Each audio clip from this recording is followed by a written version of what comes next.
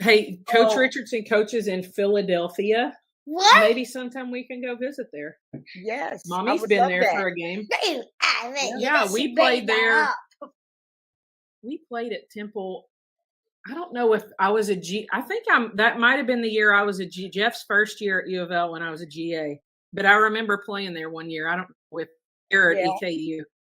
Probably. Alan, do you have any basketball questions that you want to ask Coach Diane? Yes. Okay, go ahead. She's really smart. She knows all the answers. I hope I can answer it. Okay. Okay. Is my mom a good basketball player? I'm sure she is. Oh, Yes. Yes. Show Miss Diane your shooting form. Show her. Let me see. Wait. Oh, jump This shot. hand's here and this hand's here, and then what do you do? Jump shot. Look at that. I tell you what, Ellen, if you come to Philadelphia, I'm going to let you dance on my halftime at my game, too. Boom. You can be embarrassed. I won't be embarrassed. Yes, I you love will. it. No, you don't. Alan, show Coach Diane some of your moves. Here, you can even stand up. I'll pull the Yeah, camera. she didn't get to I'm salute you. Show some nervous. moves. Why are you nervous? Because Let it's me just a see. Okay, Come on. show him. Go ahead. Oh yeah. Ooh. Ooh. Oh, man. Yes. Yes. Oh, yeah. You got a You jump can shot definitely in. dance on my halftime. Yes. Oh, Oh, yeah. yeah. What That's other- how you end it. You want to ask Coach Diane another basketball question? Yeah. Okay. Is my mom a good 3-pointer maker? Am I a good A good three-pointer three-point maker? maker? Yeah. What do you think? Have you seen her shoot some three-pointers? Yeah. And she's pretty good, right? No, he missed like 9. She missed some, huh? Well, we don't always make them all, you know. No, but So- I made 55. You made 55? and 50,009. 50,009. 50,009. You're making that up. You're Hey, you making know what that Miss up. Debbie says? Hey, Shoot till your arm falls off. what? That's me, sis. Yeah, it does make sense. Listen to me. I'm going to send you a T-shirt that says "Shoot till your arm falls off." Do you want Yep. it? That was Mom's motto. No, You don't want it? no. You How know about what when I'm you're gonna doing? try to say, We How wanted about 20. you? Do you want a You want 24 one of hours these? of hoops, nothing but net shirt? maybe yes and maybe yes. A Temple shirt too? Yeah. You want a Temple shirt? Okay, I'm going to have to get your information so I can send you one. Okay, Okay? Can you tell Coach Richardson it was nice to meet you? nice to meet you. Nice to meet you too. And if I can get your address from Miss Debbie, I will send you a Temple Oh, shirt. you're awesome. I'll send it to Good. Debbie. Okay, good. Thank you. Okay, Nice yeah. to meet you. Nice to Alan. meet You you, all everyone. too. Alan and Mary Beth, Hello. thank you for being with Bye, us. guys. Thank Bye, you all. guys. B Yes, Mac, y'all. thank you very Yes. much. Bye. No problem. Bye, Matt. Bye. Have a great Bye. day. You Bye, too. Deb. See you, bud. Oh my gosh, Diane, how great is that? Like, that's what we're doing with Cool. 24 hours, nothing but net, right? I Oh, mean, man, BMAC that is, Yeah. Man, BMAC, that- you're that's- doing it, man. that's great Mother's Day content right there. For sure. 100%, 100%. Diane, let's talk a little bit about your family because, every year you're so gracious to come on and share your own story. And by sharing these stories on 24 Hours Nothing But Net, we encourage people to be a little bit more aware, maybe self-aware about the way they deal with people with disabilities, or maybe they would even consider making a gift to 24 Hours Nothing But Net. Like, there's a lot of ways that we can impact and influence. So share with us a little bit about your family. Yeah, absolutely. So my husband and I, Larry, been married for a long time, but we have 4 children. 2 are special needs children. Dana is our oldest, and Dana has cerebral palsy and a bit of autism on the spectrum. And my youngest son, Michael, is on the spectrum, and they're at different ends of the spectrum.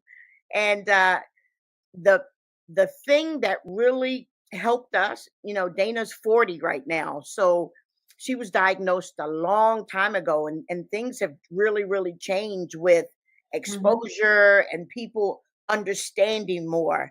And so back 40 years ago, it was kind of people just weren't aware. And, you got the stares and all of that, people staring. But one of the things that really opened her up, Dana up, they said that she would never walk or talk or even understand what we said to her.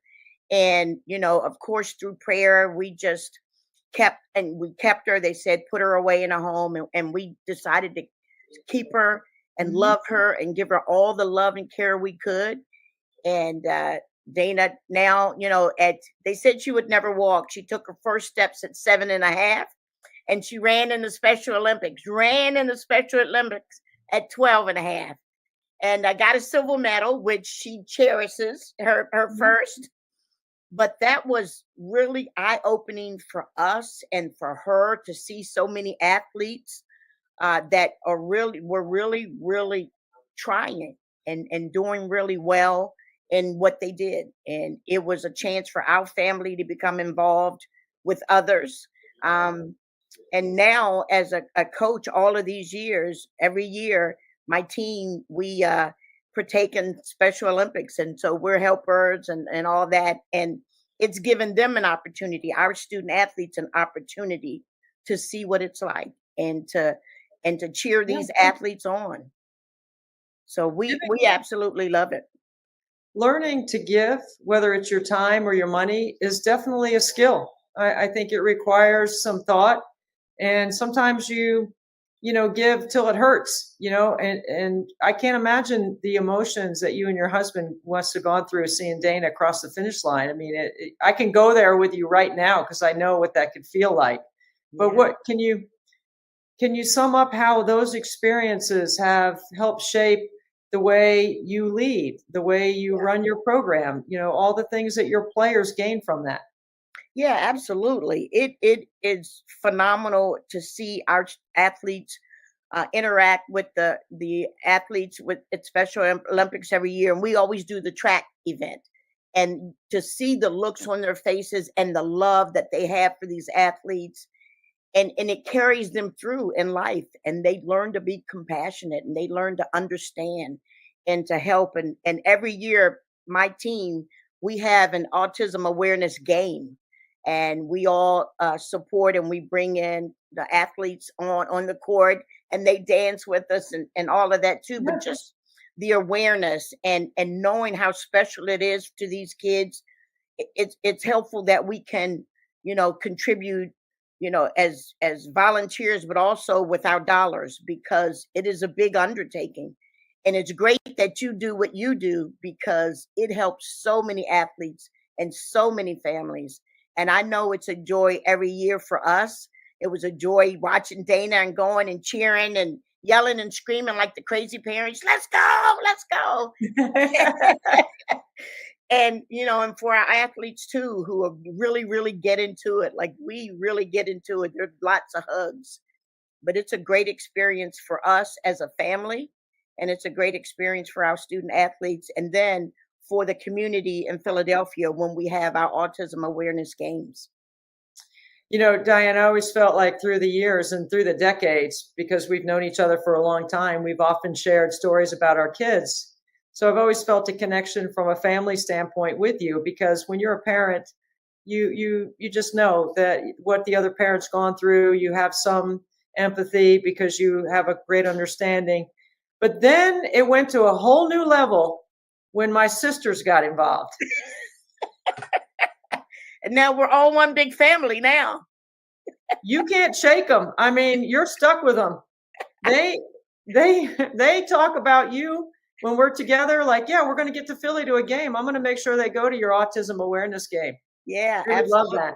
So, this in Tampa, I saw them in the restaurant for breakfast. And so we hung out a little bit then too. So I love them. I love them. They're a joy. Yeah, they love you. They just think that they own the Final Four now, because they go down there and they just work their way into parties. They work their way into conversation. And I think you met them in an elevator. Is that right? Yes. I don't even know how to explain it, except for you just have to experience it. Well, what my sisters are like, they're amazing. They are amazing. They're always happy, always, always happy. We've got a great family, and you have added to that for sure. We feel part of your family as well. So 24 hours, nothing but net. We're in year 7. We've crossed over 1 million. You know what Special Olympics has meant to your family, and all we're trying to do is help other families like ours, right? So Yes. if we could encourage somebody out there to consider making a difference, whether they get involved financially or with their time, what would be something that you would share with them from your experiences to encourage somebody else? Yeah, it definitely, it is life-changing, Debbie, for everybody that's listening and watching. It is life-changing for our athletes, and it's important. It's a big part of their lives. I tell you, Dana has all of her medals from all the years, and sometimes she likes to wear them all at once, but she cherishes those. And just to see the joy just in her and the athletes and the parents, and just they feel like they belong. And it's a great feeling for families, but I tell you, it's an awesome feeling for the athletes. And if you can help in any way, whether, it's a big undertaking, believe me. And so the dollars help. So if you can donate, please, please do. Debbie does a great job, an awesome job in doing this and understanding how important it is. And she shoots till her arm falls off. So if she can do that, surely we can donate and help with Special Olympics and help all the many families across this United States. While you're talking, I'm thinking of my coach, Kay Yao, and I know you knew her well, and she would often reference awards and rewards. And Dana wearing the symbol of a reward around her neck is an award for everyone. It's an award around her neck. It's a reward for everybody that has had ever a chance to experience what we've had a chance to experience. And all we're trying to do is help others have the same. Diane, thank you for leading from the front and leading by example with all the young women that come into your program and into your family for helping us with Special Olympics. So thank you for that. Yes, absolutely. And Debbie, keep shooting. Keep shooting. I'm going to keep shooting. There's no defense going on. It's all out, baby. I'm going to keep shooting. What do we tell them? It's free, right? Or free throw. You should make that. There's no defense. But Absolutely. You do that, and you do that well. And I appreciate all that you do. And I love sharing stories with you. And you just do so much for so many people. And I wish you well. I should have worn my 24 hours, my shirts, because I got one of everything. And I wear them proud, and I wear them to practice sometimes too. So. Oh, awesome. Thank you for doing that. If you ever wear them to practice and you could take a photo, send it to us. We'd love to have it and help advance our cause, because you have done a lot to help us, Diane. So thank you so much. Thank you so much. Good luck with the rest of the spring. Thank you, and good luck. Thanks. Your arm falls off. That means more money. Come on, people. Bring the money in. Come on. Appreciate you, Debbie. Thanks so much.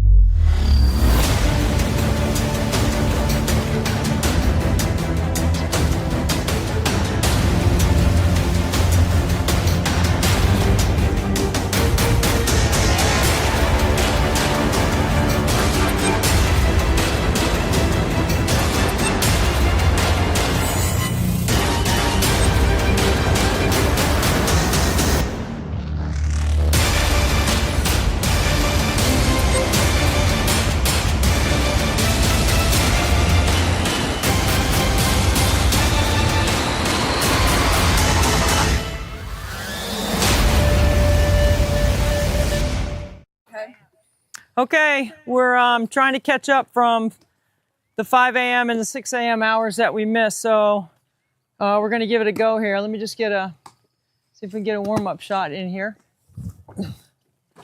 Okay. We'll just count that. 1, 2, 3, 4, 5, 6,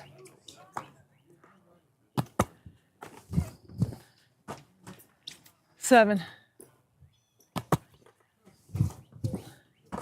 8,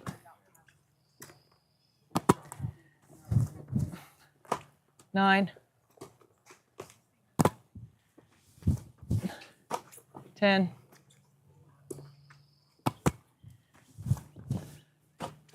11, 12,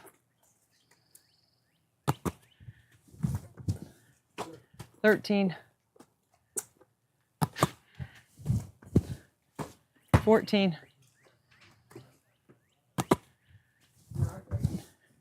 15,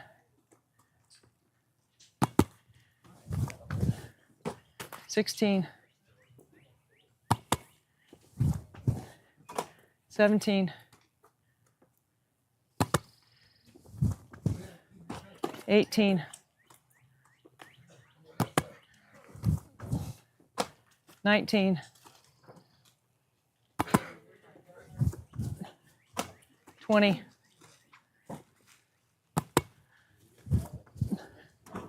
21, 22, 23,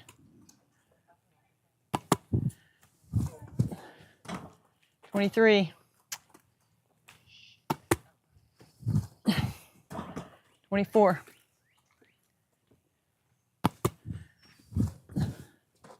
25, 26, 27, 28, 29, 30,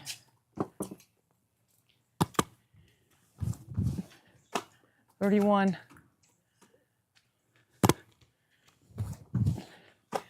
32, 33,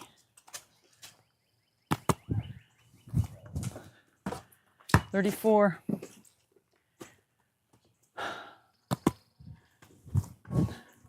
35,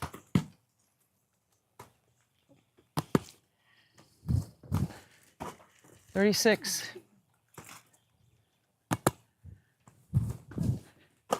37, 38,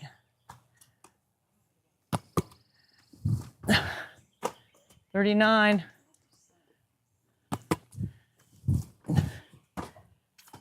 40, 41,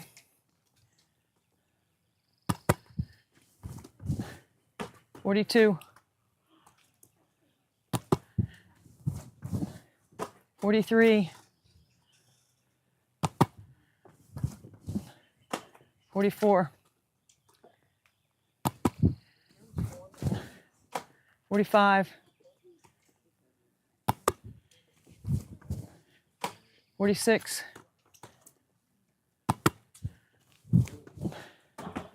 47,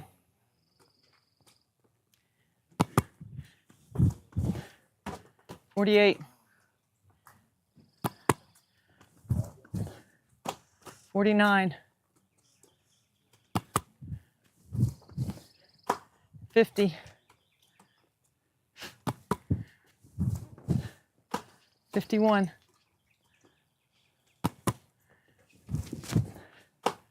52, 53, 54, 55, 56, short, 57, 58, 59, 60, 61,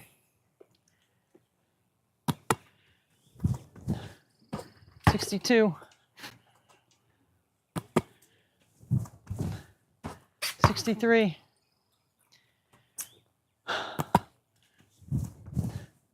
64,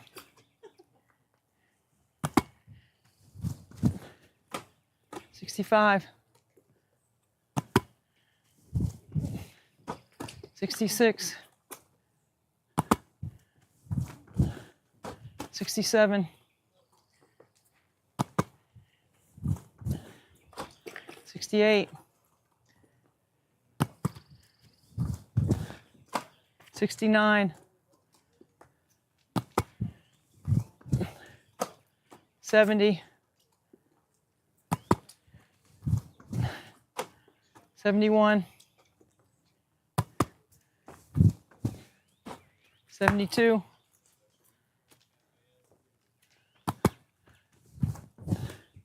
73. Let's keep that ball, please. 73, 74, 75, 76, 77, 78,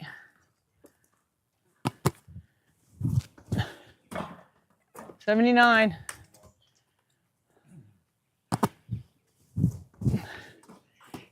80, 81, 82, 83, 84, 85,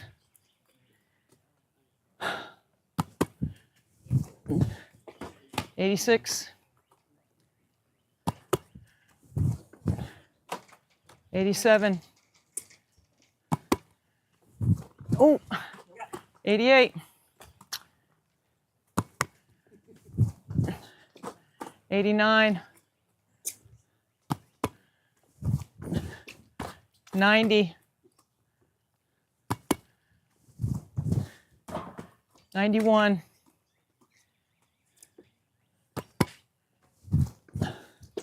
92,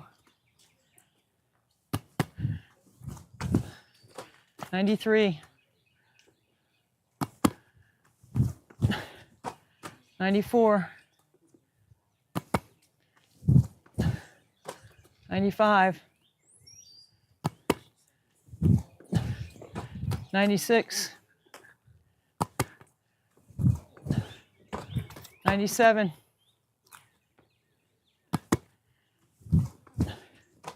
98, 99,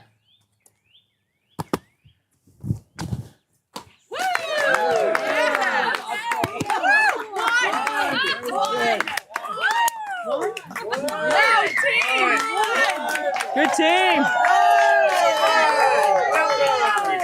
Okay. Coming back.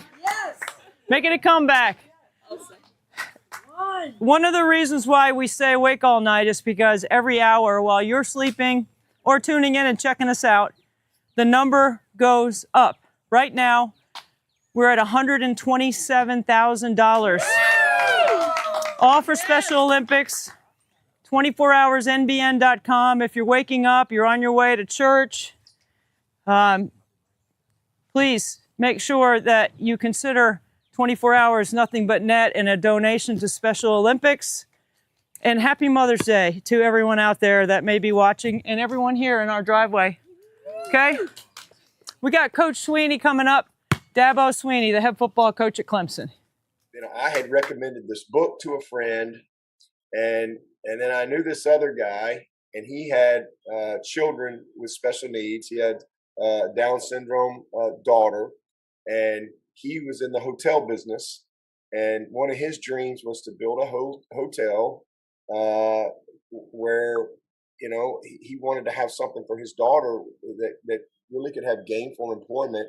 And then this person over here was just wanting to do a hotel in Clemson and was asking me, and I was like, you know what, you two guys need to get together. Yeah. And so kind of connected them, and that's how they came up with the book. Was called The Way of the Shepherd.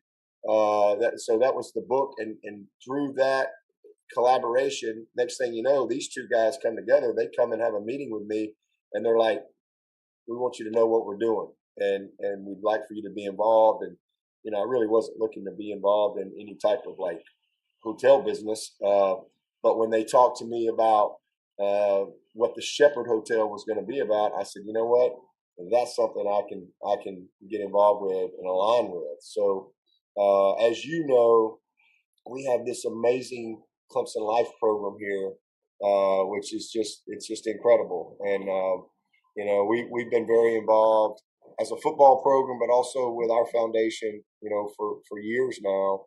And I've got 3 Clemson Life students who are on our staff here and work here every day at Clemson football. And Clemson Life is learning is for everyone. And so we have young people that are brilliant young people that have these so-called special needs, whatever that is. And that the world may see as limitations, but man, they come to Clemson and they get their college education. They get fully equipped to be independent livers, and live on their own, and all these things, and relationships and friends, and things that I'm sure a lot of the parents probably thought would never happen. And it's an amazing thing to see. But one of the things that has come through the experience of Clemson Life is, you see these young people come in here and they get their degrees, and they really are so equipped, and they can live independently, and they have these gifts, but there's not always that perfect transition where they have that gainful employment on where somebody's going to embrace those gifts. And the Shepherd Hotel, that's where they come in. And so the Shepherd Hotel is going to employ our Clemson Life students. And it's going to be opportunities for them to have careers. And whatever their gifts are, some gifts of hospitality, some may be cleaning the room, some may be, welcoming people, whatever it is. Some will be in the restaurant part of it. But they're going to have opportunities to have real jobs when they finish this program. So it's just something that really aligned with what Kath and I, support and believe in. And it has been so cool to watch it come full circle, and to see all the training that's going on, to see the hotel getting built. It's going to open up this summer. And it is really, really going to be a cool place. And again, I think the essence of Clemson, the spirit of Clemson, I think you will feel every time you walk in the Shepherd Hotel.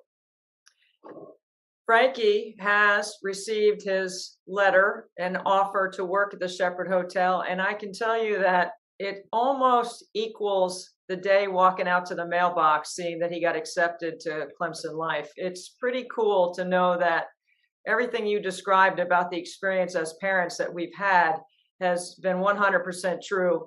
Can you referenced culture? I know culture is really important to you, and I know standards are really important to you. When you think about people trying to understand the culture of just Clemson, not just your football program, but how does Clemson Life fit into the fabric of the university? Yeah, well, I think Clemson is family, first of all. I think that's something that you know, Clemson is a place where people are happy. You know, I think if you come to Clemson, you don't know anything about Clemson, it just kind of oozes out of the streets here. I mean, this is a really family oriented place, and it's one of those things that it's hard to sometimes describe Clemson appropriately. I think you almost have to experience it to really get it. It's a simple place, but there's a quality of life here that I think is really rare, and I think that's what keeps people here. You know, I mean, because it is a wonderful place to live and raise a family, and just it has this community feel. It's a small college town, but everything is geared around, you know, this university. And so you've got this 85,000 seat stadium right in the middle of it. It's like a family reunion every weekend in the fall. But if I can't tell you how many times people have told me over the years, God, there's just something different about Clemson. And I always say, well, that's because there is something different, and it's people are happy, you know, and you really can't fabricate that. That has to be something that's real and genuine, and that's what I think is the essence of Clemson. The culture of Clemson is, you know, there's no perfect people, no perfect places, but this is a place that really has this constant energy and this family feel. And sometimes it's like going back in time. I think, you know, a lot of the qualities that are here at Clemson, you don't find everywhere. You know, people will still stop and help you here. And Clemson embraces, you know, a program like Clemson Life. Like Clemson Life is, to me, the heart and soul of Clemson University. Like, to me, it's like that's what it's all about: servant leadership. You know, it's about developing great and beautiful young people. You know, we're all different, but we all have this greatness inside of us. Great, you know, and I think I used to tell my team all the time, you know, greatness isn't just for Alabama or Ohio State or Notre Dame. You know, greatness is for everyone. It's for everyone, because, you know, when I got this job, people kind of looked at Clemson differently. You know, and I think, to me, that's the essence of this whole university. Is greatness is for everyone. Learning is for everyone. Life is for everyone. And, you know, Clemson is a place where, again, I think that is nurtured. That is nurtured. That is embraced. And again, there's this happy spirit that goes along with it. I can't tell you how many people I've met over the years who had nothing to do with Clemson. They know nothing about Clemson, but their kid chose to come to Clemson. Well, then their kid comes to Clemson. Parents get involved in Clemson. Kid graduates and leaves. Parents stay because they love it, you know. And they buy a place on the lake, or they just come back for game weekends. And kids are off living life, doing whatever, but they're still coming to Clemson. And I think this is one of those really rare places that has the ability to draw people in like that.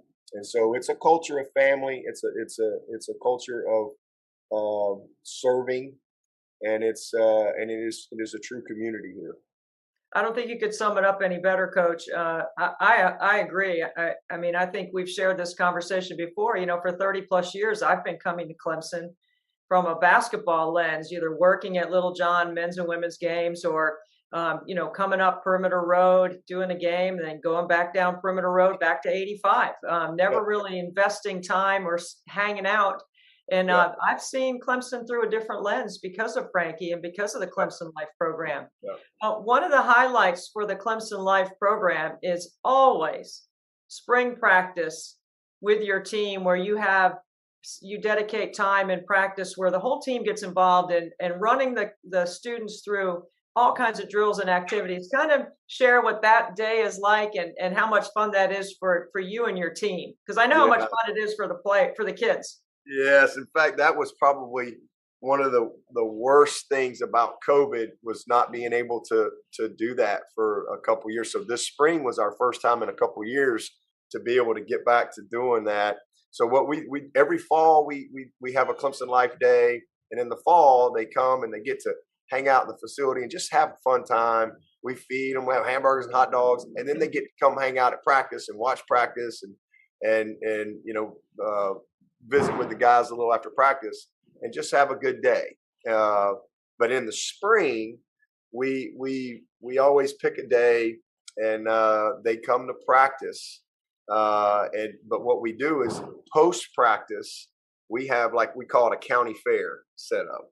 So we set up all these stations, and here's the cool thing: it's mandatory for our freshmen and sophomores. So it's just kind of what we do as a program. And our freshmen and sophomores, it's mandatory for them to run it. And we get out of the way, and it's the players run it. But you know what happens every single year? And this year was so cool. Everybody stays. Those seniors are out there. They don't have to be there. They're all out there. And I just kind of stand over there. And this was one of the coolest years ever, because I think our older players, especially, who we haven't had it the last couple of years, they were so excited about it. And they were excited about the younger guys getting a chance to experience just this opportunity and just the spirit that comes from these Clemson Life students. I mean, they're amazing. And they're hilarious. And you know what? And they're competitive.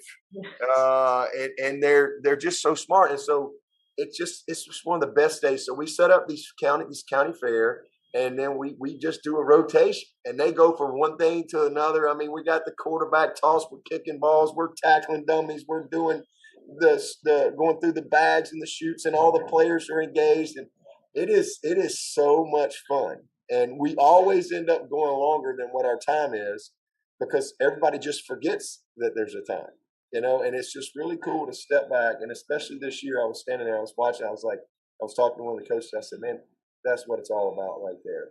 And they're just being college kids, and they're engaging with their fellow classmates. And it's a beautiful thing to watch every single year, and just one of my favorite days to be a part of. When you explain it to people, how do you explain the Clemson Life program when people ask you about it? Because Dave Doran and NC State's getting their program launched in January of 25. And I'm excited about that. Well, the way I explain it is, as I was introduced to Clemson Life, I was just fascinated, honestly, and blown away, because I had a background with Johnny Stallings, who was had Down syndrome, and I had experienced 7 years of watching him do life, with his dad, and Johnny was amazing. And everybody has different challenges and things like that, but the Clemson Life program, especially, for a lot of times, parents probably think, well, my kid will never be able to have a chance to go off to college because maybe they're limited by whatever it is. And Clemson Life has breaking those barriers down and have created bridges to because learning is for everyone. Life is for everyone. In fact, Kath, my wife, went and spoke at the Clemson Life graduation last weekend, and she just had the best time. And that was kind of her message: is life is for everyone, learning is for everyone, love is for everyone, and it's just been so cool. And as Clemson Athletics, not just us, have embraced Clemson Life, I think it's helped integrate the whole student population together. It's not like, oh, Clemson Life's over here and the student. No. It's just, they're just, like you have the architecture students, and you have the engineering students, and you have the Clemson Life students, you have the whatever, they're just all integrated together in this campus. And it is beautiful to watch. And everything I go to, it doesn't matter what I go to. I could go just walking through downtown. I could go to a basketball game or to a baseball game, and they're just so embraced. And that's been the beautiful thing to watch and to see parents. I've seen so many. I know you've been, to like, okay, like you drop your kid off, and like, okay, this is happening. And Erica and the whole staff of Clemson Life, what they do to equip them to use their gifts, and to bring out the best version of them, and to teach them that, yes, learning is for everyone and life is for everyone. And all that goes on through their educational experience here and equipping them as people, just like all the other students that are coming here, they're figuring life out. They're getting equipped as young people. It's the same thing going on at Clemson Life. And then the awesome thing too is now we've started to create opportunities post graduation, to help them have more opportunities to go on and do stuff. In fact, I was just watching a video yesterday that a friend sent me, and it was a kid out in Austin, Texas, and it was a video, his mom's video of him opening up this letter, and he was getting accepted in the Clemson Life, and the joy in that video was amazing. And he was going, "I'm going to college," and he's just going, "I'm going to college," and it was just this emotional moment. And so I just have this cool opportunity because of my role and position here to see the beginning of that and to see these kids come in and then to see them as they mature and grow and just like the players on my team and to see them really transform. And that happens through Clemson Life. And it is truly one of the most special programs in this country. And I think it's a great example to everyone out there, and we should all have that. So there's because we only, I think, limit ourselves by how we think, and we allow other people maybe to put limitations on us. And it's just this beautiful thing that happens here in Clemson, South Carolina, that I don't think people really understand until they really come and see it. I'm with you on everything you said. I mean, all in, right? That's what you say. And that is the way Clemson has embraced. Those are such strong, powerful words. I say safety and secure and included and all those things. So that was part of the reason why I pushed NC State so hard to create a program. You are such a shining example of how it can happen on campus and how easy and seamless it can work if everybody just does a little bit extra. And that's what I look at NC State doing now. They have Think and Do all over campus. Dave Doran and his wife, Sarah, I know you know them well. Yep. They're all in on doing this at NC State and helping. Dave wants to be like you, the face of the program, and help families navigate this incredible experience that, at Clemson, I think the acceptance rate is like 10%. That's 9 families like mine that didn't get a chance to experience what we got. And Exactly right. there just needs to be more. And I think because you're such a great ambassador and accepting of all of it, Dabo, it has led others to open their eyes to say, hey, look at the size of the Clemson football program and look what they're able to do. And look what NC State could do if they just gave it a little bit of thought and a little bit of extra effort. And of course, Jim spoke to Randy Woodson, and that helped. And then, you get the right people at the table, I think you can get things done. That's the way I look at it. Yeah, and in my role, as I try to do my job, part of my job is educating my players, equipping them, and building them as men. I want them to have a great experience, and I want them to win. But part of equipping them is teaching them how to serve, and it's opening their eyes to things that maybe they have never really been exposed to.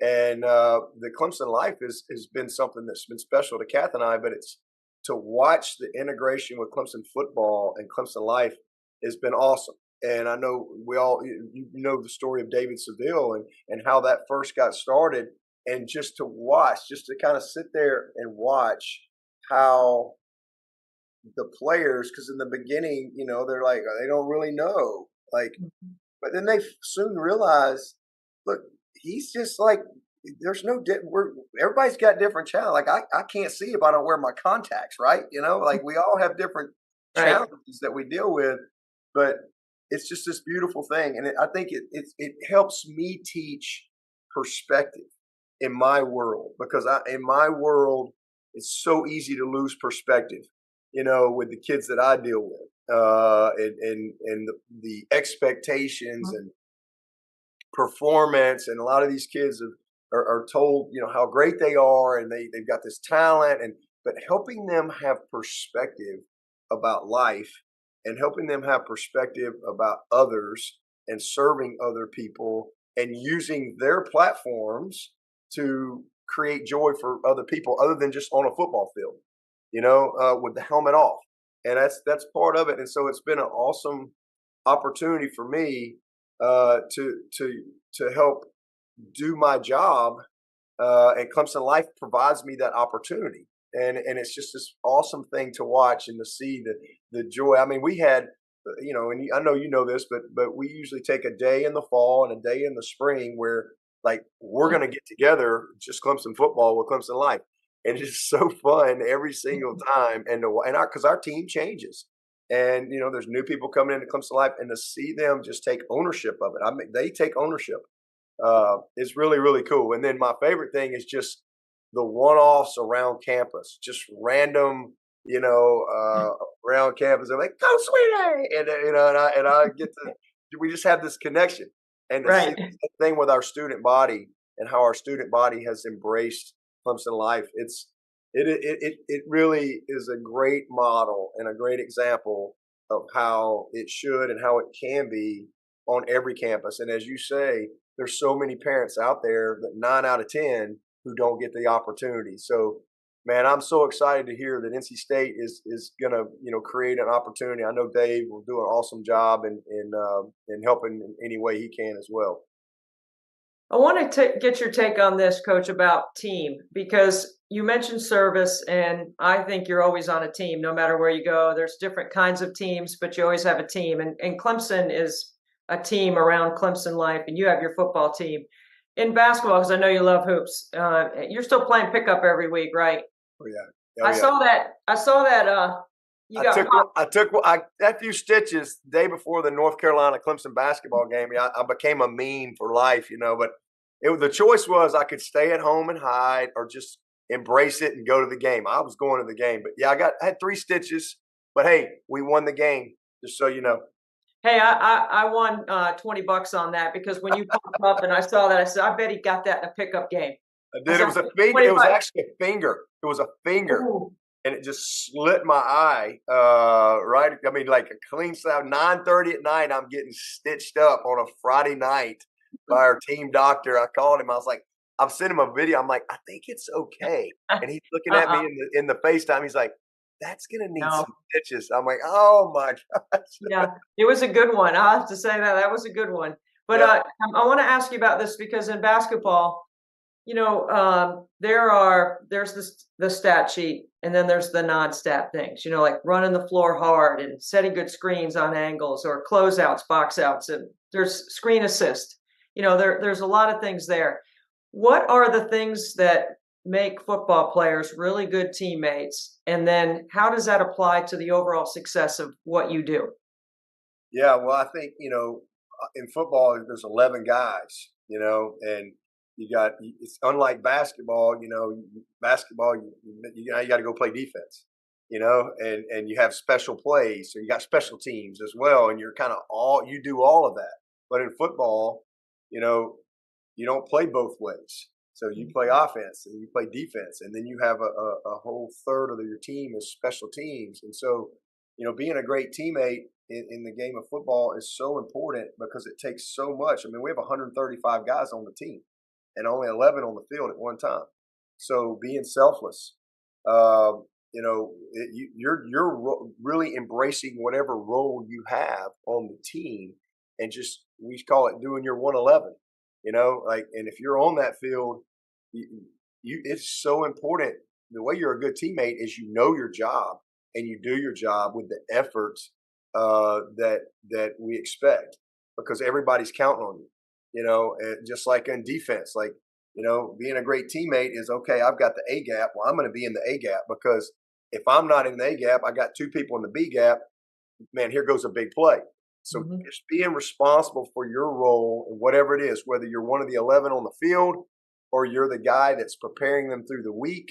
And then part of being a great teammate is also being ready, because you don't ever know when your opportunity is going to come, and boom, all of a sudden, man, your defense is playing great, and now you're the backup quarterback, and the starter rolls his ankle, and now you got to go in. Well, that defense is counting on you to have prepared, to have put in the work, to know the game plan, even though you may not even play, but now you've got to be ready, because we all are impacted, right? We all take the L or we all celebrate the win.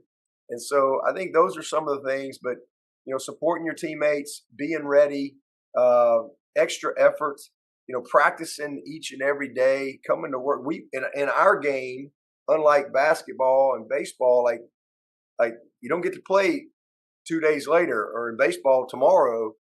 We get 12 opportunities, and anything you get after that is what you earn. So the 300 and something days in our world, like we get 12 days that we know we're going to get to play the game.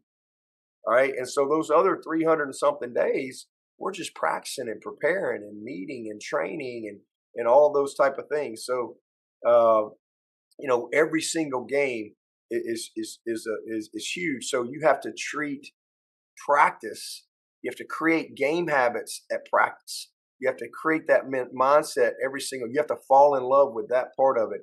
And I think great teammates, that's what they do. And then they help other people. They bring them along to have that same focus and perspective so that when you get to game day, you can just play. It's too late when the confetti flies. It's too late when the lights come on. Champions are made when nobody's watching. And great teammates, they help other people along the way, especially when nobody's watching. I think that's when you have the opportunity to be the best teammate.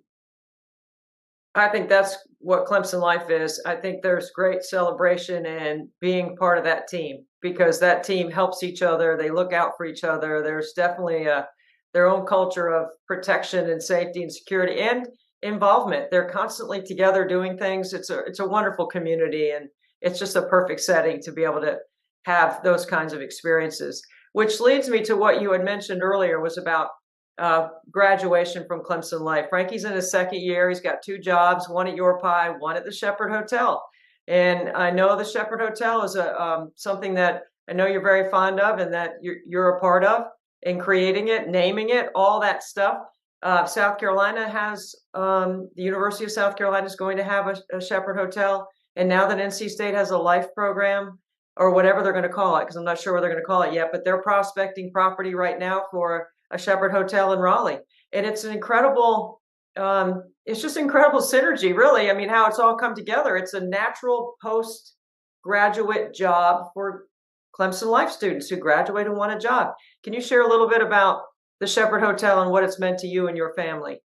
Yeah, it is amazing, and I'm so thankful to be a part of it. Every time I drive by it or go by, you can just walk in there and you just feel like, I mean, it is so unique, and you can feel the love, you can feel the joy, you can feel the pride that everyone has in doing their job, and being a part of a team and using all the skills that they've acquired through their education. Just like anybody else that graduates college, you're ready to go use your tools that you've been equipped with, and so the Shepherd Hotel, it's an amazing story how it all came about and all of that stuff. But it is I think something that 100 years from now, will still be going strong, and it's purpose driven.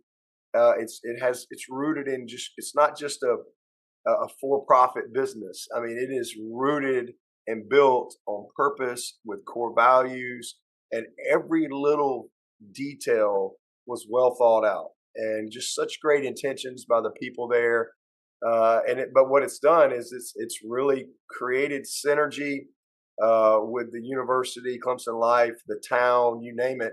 But it's created these postgraduate opportunities, and it is a natural thing. A lot of these kids, they want to stay in Clemson. They this and that. So it gives them opportunity, and also the Shepherd has so many areas. Not everybody's a quarterback. Not everybody catches the ball well. Not everybody is a linebacker. Not everybody's big enough to play left tackle, right? But in the game of football, football players come in all shapes and sizes, and there's all kind of unique jobs and abilities. And the Shepherd Hotel provides just all types of opportunities for the Clemson Life students to use their natural gifts. It could be there might be hospitality. It could be in in the restaurant part. There's so many things that they can do, and so it's just really fun to see them fulfill their purpose, and because they're coming out of graduation, they're so proud of what they've accomplished, and now it's awesome to see them have opportunity to continue that growth, to continue living, to continue and just setting the example for those to come behind them. And so it's really cool. Purpose driven hotel, boutique hotel, and I'm excited to be a part of it and know that there's going to be some other opportunities out there as this thing continues to grow.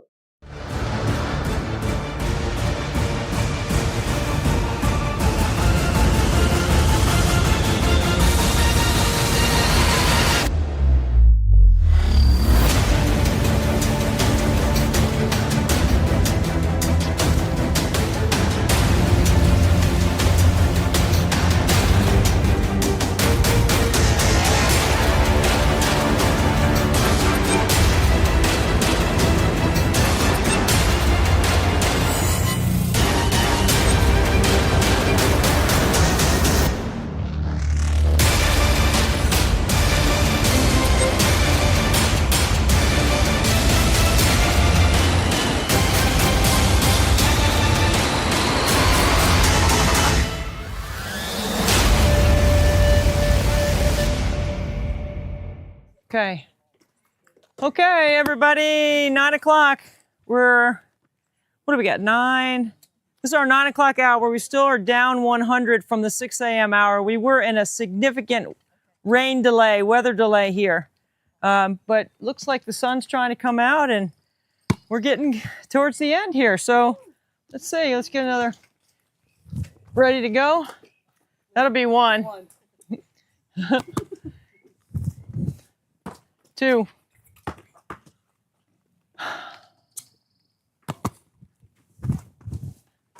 3.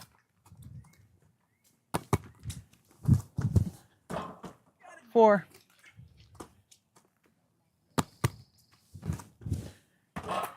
5. 6. 7. 8. 9. 10.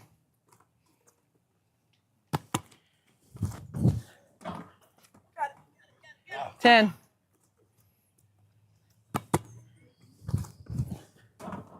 11.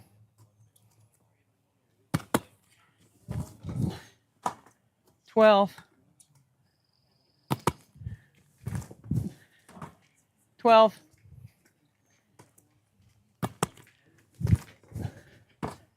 13. Short. Ooh. 14.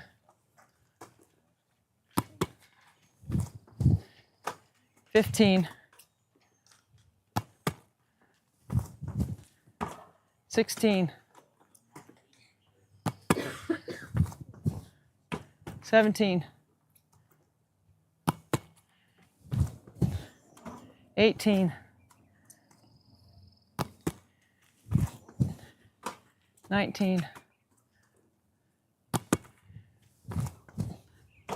20.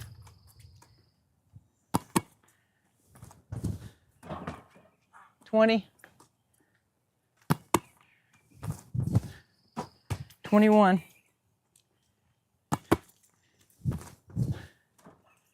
Ah, 21.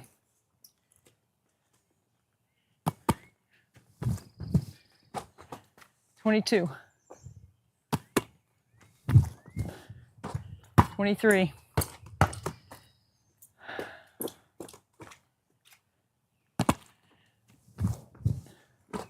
24.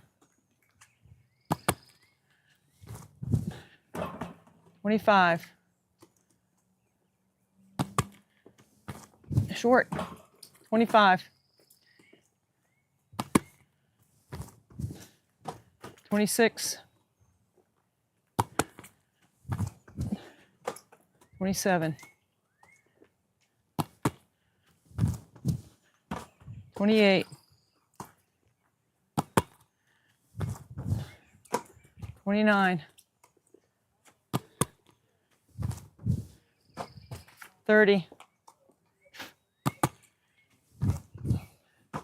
31, 32,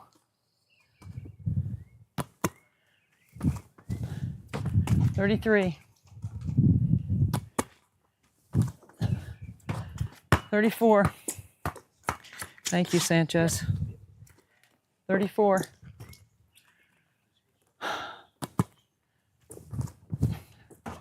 35.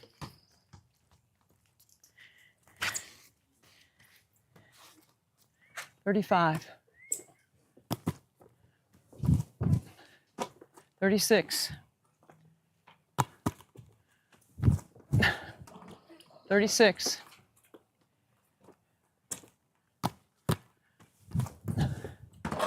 37. 38.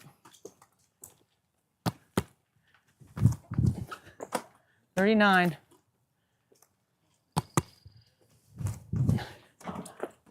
39, 40.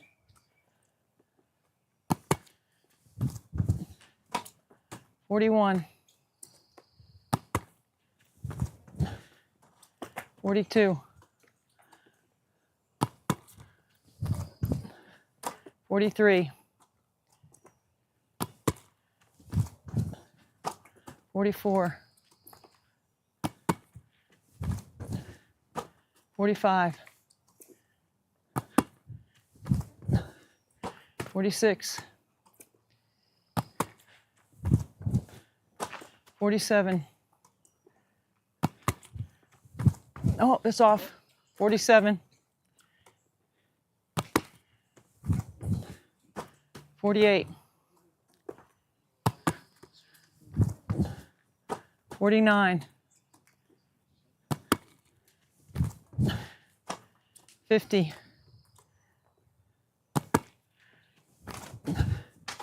51. 52. 53. 54. 55. 56. 57. 58. 59. 60.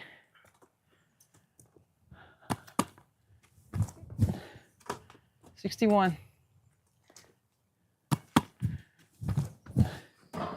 62.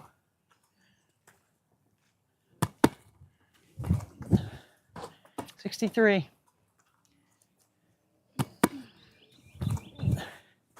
64. A short. 64.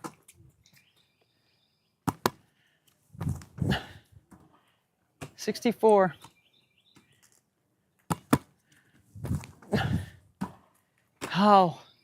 64. 65. 66. 66. 67. 67. Dang. 68. 69. 70.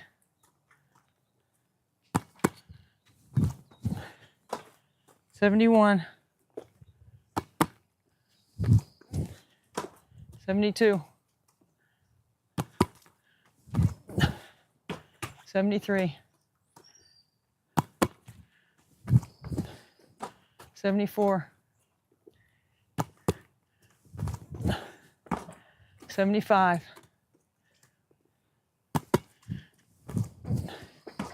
76, 77,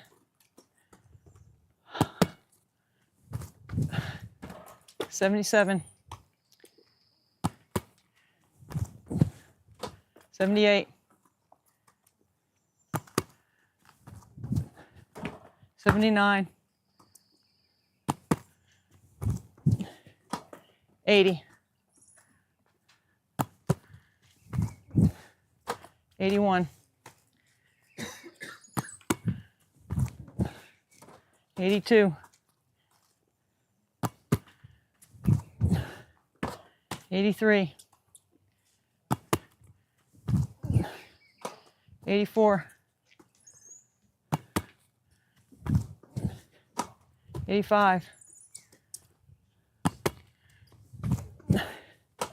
86,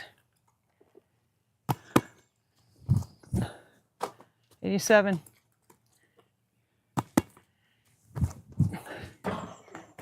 87,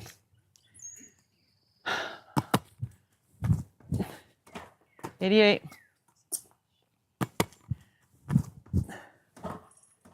89,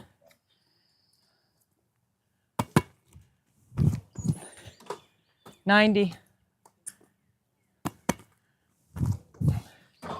91,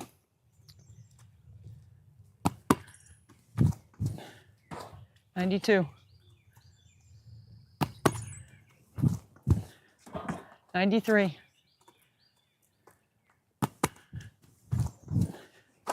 94, 95, 96,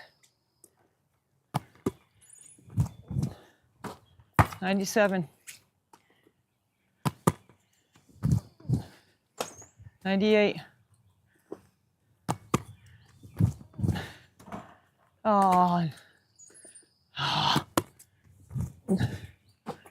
99. Okay. Okay. Is Dane with us? Yeah. Awesome. Dane, right? Where's Kendra? Is Kendra? Hey, I got Kendra with me.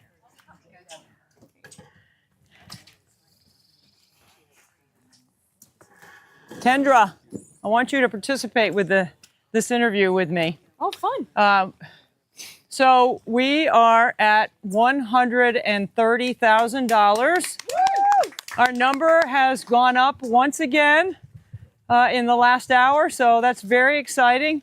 And I'm thrilled to invite in one of my colleagues at ESPN, a good friend and a really good basketball analyst, Dane Bradshaw. It looks like you got your son with you, Dane.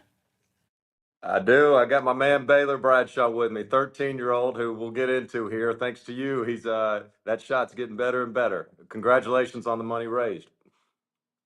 Thank you, Dane, and thank you for supporting our event. This is Kendra with Dr. Dish, and she's been with us all 24 hours. And I wanted her to see you, and meet your son, because I want you to share your story with Kendra about Dr. Dish. Yeah, Kendra, we love your company and your product. My son Baylor here is in 7th grade, 13 years old now, and it was about a year ago, thanks to Debbie's event and fundraiser, and I'd seen it year after year, and my son was just getting more and more dedicated to the sport, and I said, hey, look, if I buy this thing, are you going to use it? And Baylor, tell him what, in about a year, it's not bragging, just tell him how much you've used it, how many shots you got up, and how many have you made, approximately. I think I've shot 15,000. I made 10,000. He's putting the work 15,000? in, and it's awesome. That's awesome. Nice work. And he's got 3 little sisters, 11, 10, and 5. So the 5-year-old's not there yet, but they get out there too. And it's want everybody to know that's listening. it's not only just a great rebounding machine, the number of drills you can do where your sibling gets the pass, swings it to the other, gets a paint touch, kicks it out to brother and rotate. We do all types of drills in the driveway. And probably like Debbie, I grew up obsessed with basketball. And every time I'd miss a shot, it'd roll down that dang hill. And I might have been out there for an hour and a half, 2 hours. And I couldn't help but be like, look, my son's got a similar passion of mine, and he can get a lot more out of 2 hours thanks to Dr. Dish than I can running up and down that hill. So I still tell him if the ball goes outside the net, chase it down. That's a good loose ball practice. So we got to get those 50-50 balls right, Deb. You know what, Dane? Dr. Dish has been a partner of ours since our inception. This is our 7th year. As you know, because you're a loyal donor to the program that and Special Olympics, that we crossed over $1 million last year. So Dr. Dish, from the very beginning, when I came up with the idea, they were one of the first people I went to because I had my own dish. When I turned 50, that's what I wanted for my birthday. Most women want diamonds, pearls, and a trip around the world when they turn 50.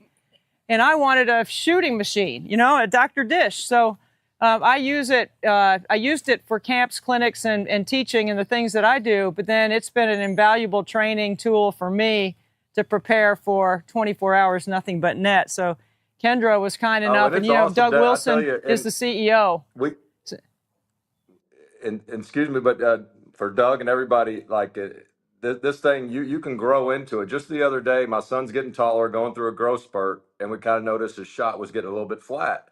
And it dawned on me, I remembered, wait a minute, Dr. Dish has another setting. We can raise that net up to get that arc going a little bit higher. And we're working on that this past weekend. And so tell them, you can talk about some of the custom drills you can do too, real quick. It's not just, catching and shooting, as of course you guys know, but anybody listening, you can customize your 5-star shooting drills. And Well, yeah, you can change the settings to like making 5 in a row and then move on to this next spot until you make 5 in a row.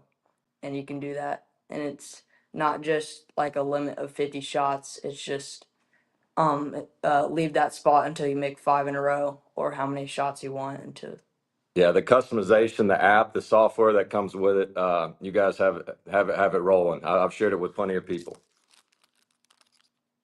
Dane and his son's story, and talks about, the influence of 24 hours, nothing but net had on his son, and just moving the business forward, right? But how does that translate to all the things that you guys do?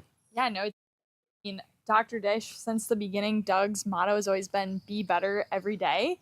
And, you sharing your story about your family and how siblings get to kind of watch each other grow into the sport that they love, and being able to have that friendly family competition, it really just motivates us to continue to come out with new features. And it's always awesome to hear people utilizing all those features like the custom drills and checking out their stats and seeing if they can beat their family's best score, things like that. So it's nothing better than seeing people love the game of basketball and everyone looking to grow it at all different levels. Yeah. So it's awesome. We're so grateful, Dane, that we have Dr. Dish, alongside us as partners in our 7th year.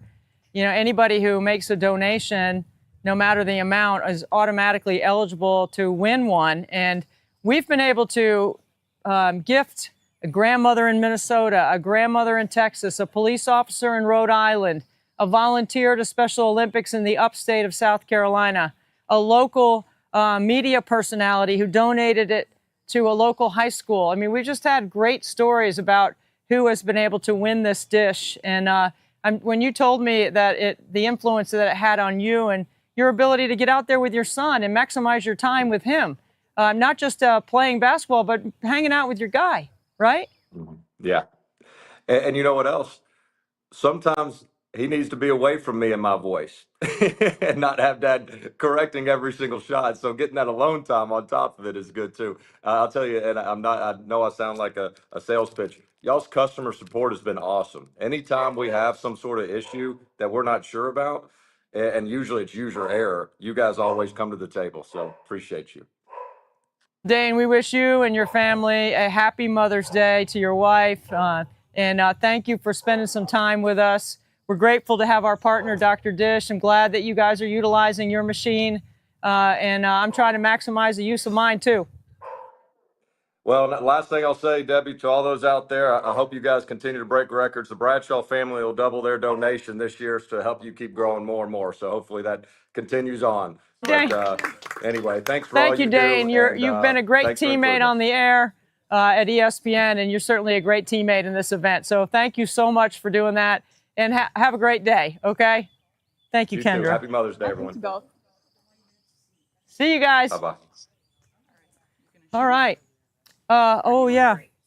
No, I think I need to shoot because I need to make up. Gotta be back at the top. Yep. Yeah. All right, we got to shoot. Time to shoot. Get the team back. Ooh. I'm good. This is this will be the 6 a.m. makeup. Look, I get to tap out now. Where's Sanchez? I guess.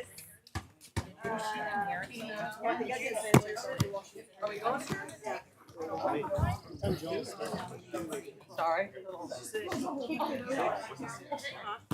Right here, Sanchez. Okay. You can give it to me, like, you know, a little. Yeah, a little off so I can get under it. Okay. All right. Yeah. So I can get under it. Okay. Let's go. 1, 2, 3,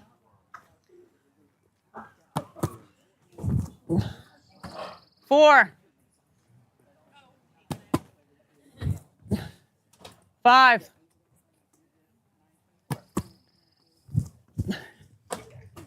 6, 7,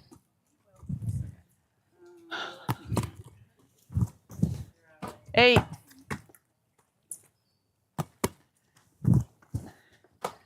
9, 10, 11, 12, 13, 14,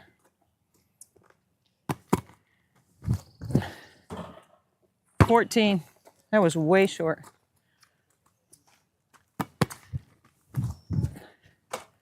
15,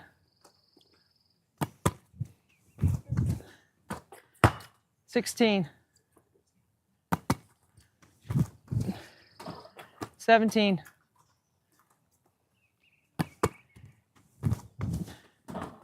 17, 18,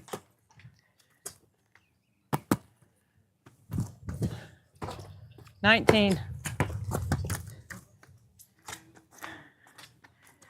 19,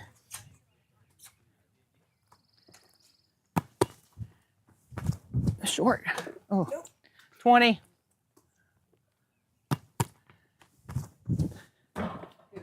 21,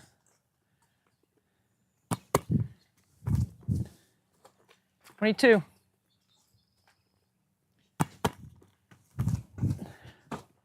23,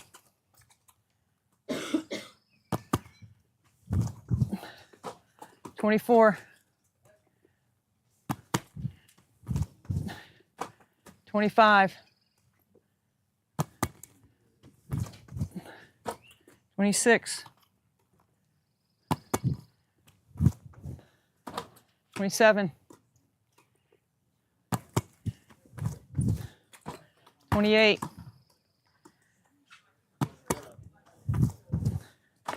29,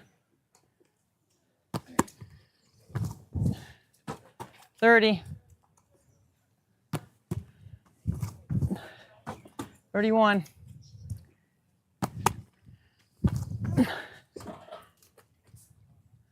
32,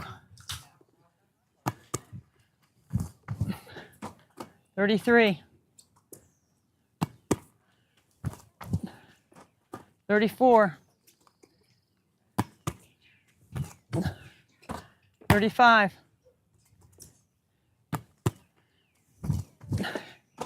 36, 37, 38,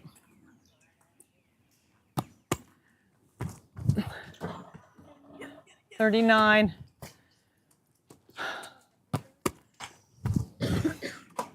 40, 41, 42, 43, 44, 45, 46,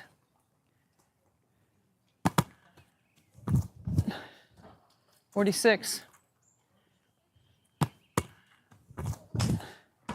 47,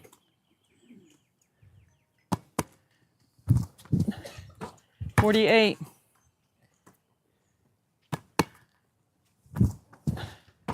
49,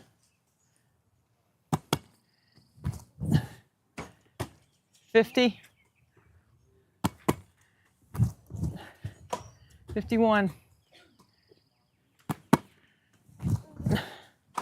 52,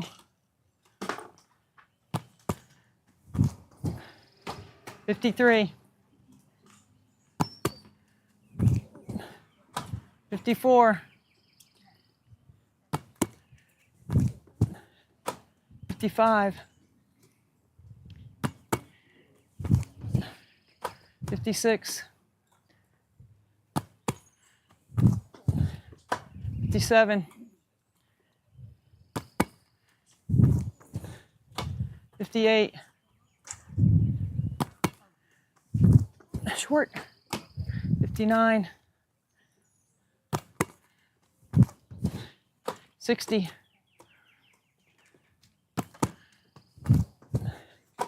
61, 62, 63, 64, 65, 66, 67, 68,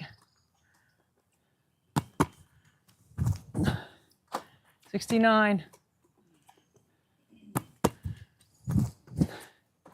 70,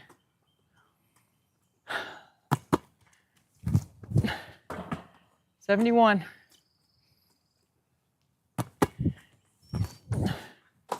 72,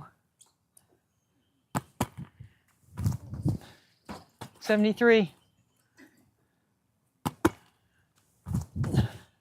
74, 75, 76,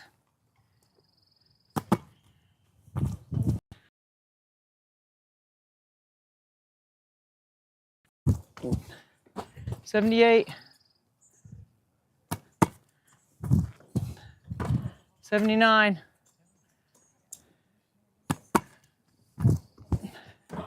80,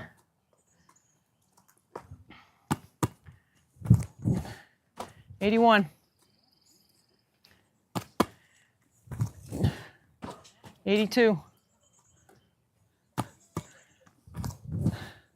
83, 84,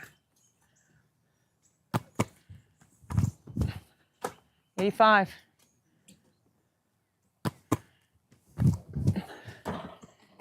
85, 86, 87, 88,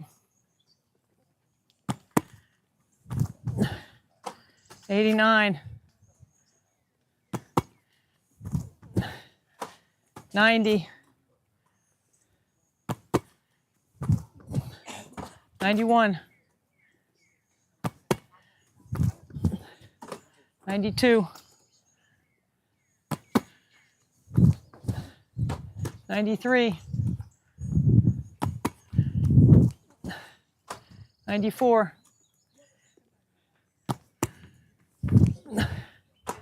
95, 96, short, 96, short, 97, 98,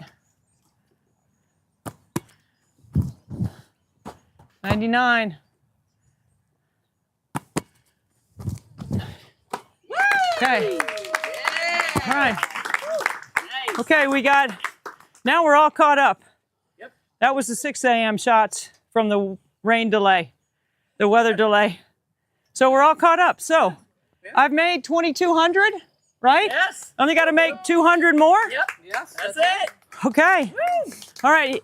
Coming up next, my good friend John Wheeler is a Special Olympic athlete in Indianapolis. He plays basketball. He's an incredible young man, and I have enjoyed my time with him. And as I travel the country, I get to meet all these great Special Olympic athletes. Here's John. This is my new friend, John Wheeler, who lives in Indianapolis. He's an incredible, incredible human being, a guy with the kindest heart, and I am really grateful to call him a friend. John, thanks for being with us. And thank you for having me, Debbie. It's a great honor to be able to talk to you, meet Brian, and I'm really excited to have this interview with you. So thank you. I know you've had a busy day. You are a hard worker. You're working many hours, but you always find time for your family and your friends. So thank you for doing this. Tell everybody how we met, John. We met about a little over a month ago. Time flies. At at the fairgrounds in Indianapolis, where we got to watch a game afterwards and got to talk to you and a few other and another athlete. Unfortunately, I forget her name, but I think her name was Mia. Mia, great woman, great friend, and honestly, that's about all I remember from that day. But one of the reasons why we met is because somebody told me that you were going to be a better free throw shooter than me. Yes, I take a lot of pride in my free throw shooting, and I'll go toe to toe with anyone. But if I got into a free throw contest with you, I'm pretty sure you would beat me. I don't know, John. You're a pretty good challenge. I was really impressed by how well you shoot. Tell everybody about your experience with Special Olympics playing basketball in Indiana. Oh, man. Special Olympics, playing basketball for Special Olympics Indiana has been the greatest joy of my life. I mean, yeah, me along with every other athlete, we compete with each other. We try to win championships, and we just play hard. But at the end of the day, as Special Olympic athletes, we're a big family. We have a great time before and after the game. And I'm not ashamed at all of being a part of Special Olympics. I'm really quite proud of it, especially when I get to represent them. Whenever I put on that uniform. Tell me what it feels like to put on that uniform, John, and compete. Oh man, I feel a lot of pride. It's like I said, Special Olympics is the best thing that could have ever happened to me. I'm truly fortunate that God pointed me in that way. But yeah, every time I put on my uniform, I tell myself I'm going to represent myself, my community, and most importantly, Special Olympics to the best of my ability by being the best basketball player and the best person I can be, both on and off the court. You've had a special experience competing. Tell us about the game with the shot, because if I can get some video of that, I want to show it. Oh man, as soon as I'm done talking to you, I'll send you a video of it. But oh man, that was probably the greatest game I ever played. Double overtime in nationals against arguably the number one team in the country, New Jersey. The credit goes to my teammates, of course. They trusted me with the ball at the end. They they made sure to get me the ball so I was in a position to score. I mean, I'm happy they let me take the shot and that they trusted me to make the shot, but the credit really goes to my teammates for putting me in that position to succeed so my team could succeed. And you hit the game winner, is that right? Yes, ma'am. Take us through the last play. What was going through your mind? Double overtime. Is the score tied or are you down one? We're tied. We were up 2 points with about 10 seconds left to go. Unfortunately, one of their guards got past me and made a driving layup right to the rim. I immediately, as soon as he made that shot, I got the ball. I took it out. I gave it to my guard. His name is Brendan. He got it up the court as quickly as he could. I was trailing behind him in case he decided to go in for a layup. I would be there to back him up if he missed. But instead, he passed it to another teammate of mine, Sam, on the right side of the wing. When he got the ball, I made my move to the baseline, got open enough where he could pass me the ball. As soon as I got it, I got double teamed. I took a quick peek at the clock, and I saw I only had a couple seconds left. So I took one dribble, did a pump fake, and then I took the last shot that I ever wanted to take, a fadeaway jump shot from the baseline, and by the grace of God, it went in. I got the chills thinking about being in that moment, watching you do that, because that had to have been an incredible thrill. When the ball goes through the basket and the buzzer sounds, what did you do? Oh man, I instantly, I put my arms up. I ran to half court, screaming as loud as I could. And next thing I know, my teammates, both on the court and on the bench, they basically gang tackled me at half court, and just started piling on me. Fortunately, I didn't get injured, but that's a moment I'll never forget. Most players never hit a buzzer beater and never hit a game winner, and you did both in the same shot. That's crazy. So fun. I'm sorry, go ahead. It's just so fun. And I know from knowing you and talking to you that not just making the basket, that it was not just about you that you were celebrating. You were so happy for your teammates. Yeah, absolutely. I mean, our journey to nationals was by far the most difficult thing we ever had to go through. The training camps, the fundraising, the way our coach pushed us, not just on the court, but how much running he made us did. Like, I believe we did at least 3 suicides every single practice. And then, of course, there's the individual workouts that I did myself. And I want to admit I pushed myself too hard, and at one point, and I had to ease back because my doctors told me if I kept doing it, something bad was going to happen. But fortunately, I was able to overcome that, help my team, and we were able to win the national championship because of all that hard work we put in. Every Special Olympic athlete wants to do their best, but sometimes along the way, there are some obstacles or some things that are challenges, just like all athletes or like everyone else that goes through a competitive situation. And you certainly are a great competitor, John. What did you learn from that setback that you experienced? Oh man, I learned quite a few things from that. Like, yes, it's important to push yourself, to go as hard as you can, but the number one lesson I learned from that is I only have one body, and it's my job to take care of it. Yes, I want to compete. I want to compete at the highest level, but I also need to listen to my body, take care of it, and if it's telling me that it needs a break, I need to listen to it because I was one mistake away from not going to nationals because I wouldn't listen to my body and I wouldn't listen to my family because I was so determined I wanted to win. I almost lost everything. Well, I'm glad that you were able to go through that so that you could learn. So the next time when you get to that point where you know you have to listen to your body, you will, because you can see what happens on the other side when you get to experience the fun things you did at nationals. Um, Tell me about being an author, John. I know you've written a book. Tell everyone about your book. Well, I've written 2 books actually. With with 3 more on the way. I mean, being a writer, apart from being a basketball player, it's something I take a lot of pride in. It's something I'm really proud of. Um, um, yeah, my first 2 books were about my team and I winning the championship in 2019 and winning the national championship in 2022. But the next one, I'm working on 3 books right now. One is about my hometown in Morristown. How Mhm. uh, Another book I'm working on is about my journey through Special Olympics to get where I am today.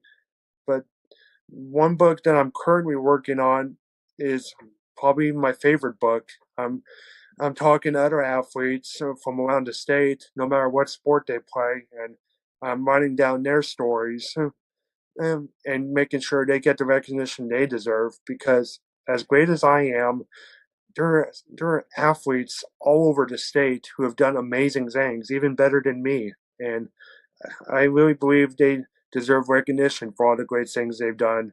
But I'm sorry, I got off track. Back to your No, you're telling us what a great teammate you are. I love that. What is one of the good stories you've learned while you've interviewed these other athletes around Indiana? oh, one person especially comes to mind. Her name is Melanie Sow. I mean, she's a great friend of mine. We went to nationals together. I believe she did swimming.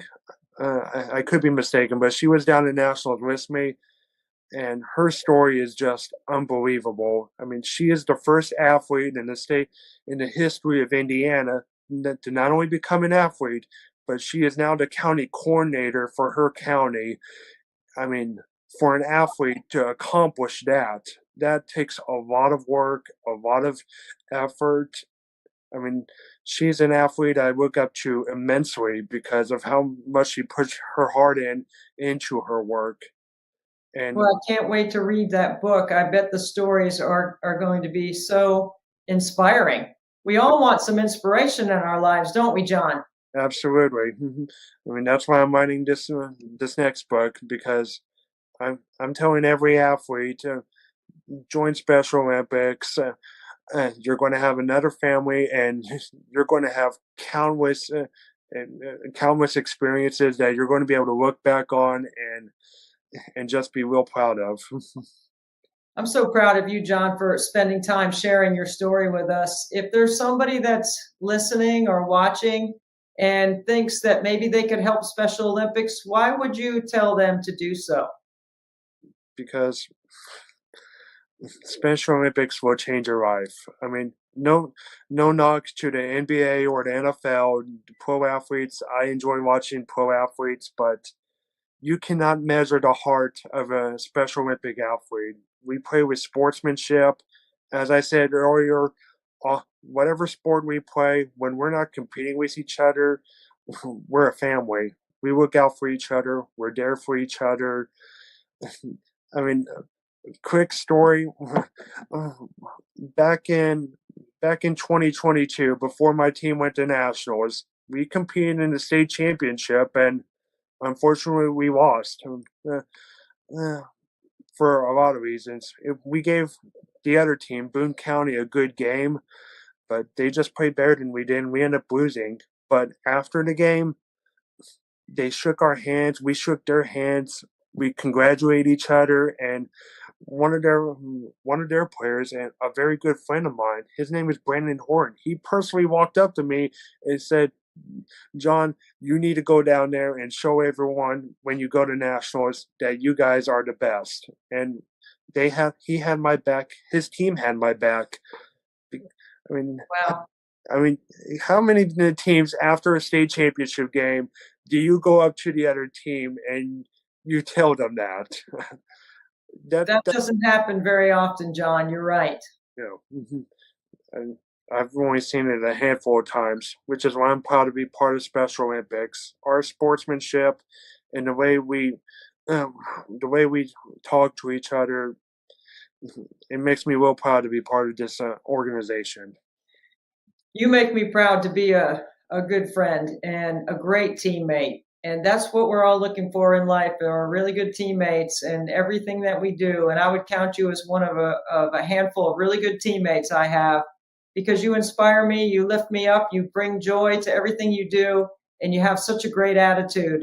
And that's going to help other people because you share your story. You're helping others understand Special Olympics is really important. It can make a difference. Yeah, thank you, Debbie. And I'm real glad I got to know you, and along with everyone else that I've met the past few months. Being a friend to you, it means a lot to me. So thank you. It does to me too, John. Thank you for taking time to share your story with us on 24 Hours Nothing But Net.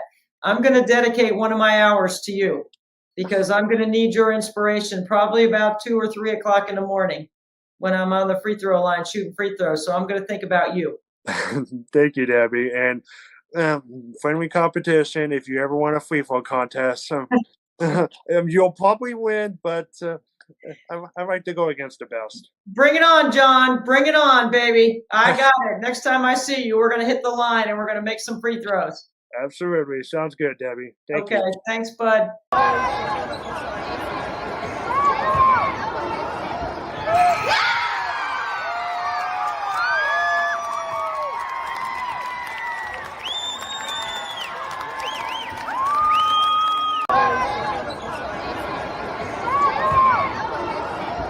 Welcome to 24 Hours, Nothing But Net. This is my guy, Marsden Miller. Marsden is a graduate of the Clemson Life program, a friend of Frankie's, which makes him a friend of mine. Marsden, thanks for being with us. Yes, a pleasure having me on here. Yeah, so Marsden, look, you know, Special Olympics is something that you've been involved in as a younger kid, but you do some other wheelchair athletics now. You're a pretty active guy. Tell us a little bit about your story. Yes, ma'am. So I started Special Olympics when I was little, and we did things that I can remember of. Like I used to walk on like crutches, and we used to do like little races and stuff, and wheelchair races in the gym that I went to school at. And now I do play wheelchair basketball when I was in school. And it was like for kids that can walk, but they actually can play in wheelchairs. Yeah. And also played wheelchair tennis. And we started our team back in 2019, and I'm the first student from here. And we currently have I think three or four other students on the team. And yeah, it's been good so far. Well, Clemson is such a special place, and adaptive sports is something that you've excelled in for a long time. I admire how strong you are. I've seen you working out, so I know that your upper body strength is one of your skills. It's one of your best parts of being an athlete, right, Marsden? Like, Yes, tell us a ma'am. little bit about some of your workouts. So I hadn't probably worked out in probably like a year or two. What? I just Come on, been man. I just been like pushing around, and I'm trying to get back in the swing of things, and I'm gonna start going back in the gym and starting hopefully in a couple weeks here. And I like I do free weights, a lot of push-ups, a lot of like the I don't know what it's called, but it's like an arm bike. It's like a cycle Oh, yeah. thing. Like one of these things like this? Yeah. Yes, ma'am. That also That's kind of right. helps me with my upper body strength. Yeah. All right. So why did you pick Clemson and the Clemson Life program? Well, part of me because it feels like family here, and I just love the family atmosphere. That's a good reason to pick it. I would say the same thing. That's the lens that I see Clemson through, is the same thing as you, family.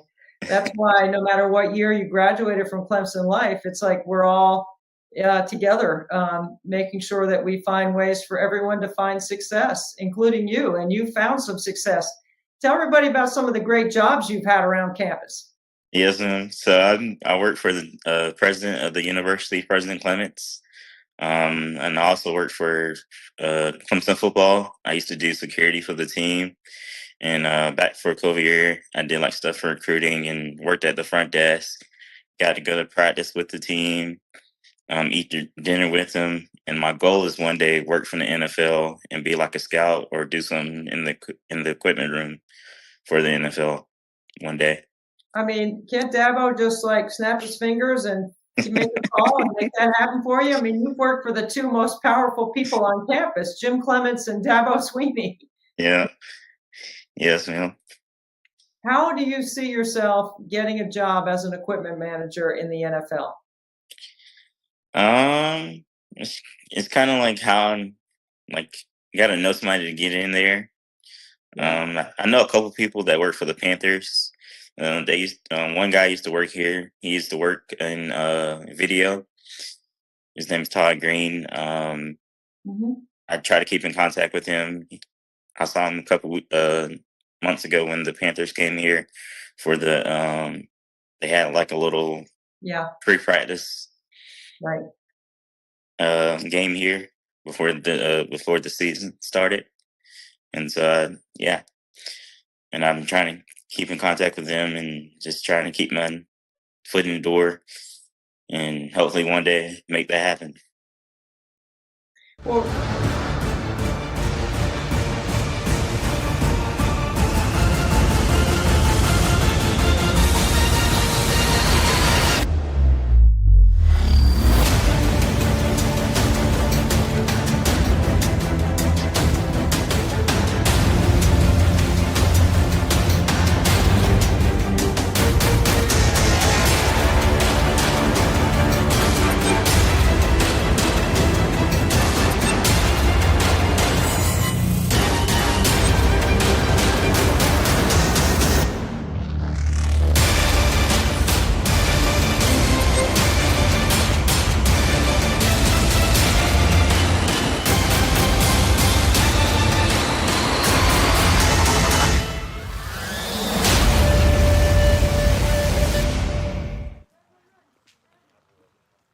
Hey, so we're coming up on the 10 a.m. hour on the East Coast. 24 hours, nothing but net. Has 2 hours left in it, which means 2 more times to shoot. He's coming. So I need, Sheldon, can you come over here too, please? You don't mind a little rain, do you, buddy? Okay, good. All right, so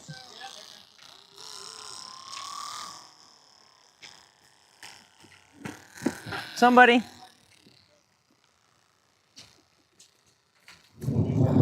Oh, no. Okay, Frankie, right here. Get behind this check. So we're going to do some photo ops here. So the next consecutive checks are partial speaking fees that I have incurred over the course of the year that I'm donating to Special Olympics. So this is from a speaking engagement at Smith College during my visit to Naismith. $2,500. Okay, guys, you got that, Robert? Okay, switch that out. Okay, move in a little bit. This is Werner Ladder. I did some work for them, and they gave me $1,000. Okay, next.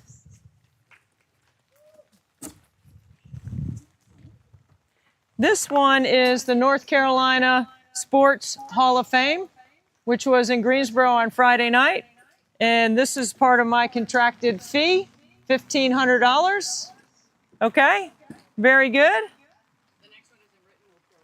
And what is the next one? It's not written yet. Okay, why not? Working on it.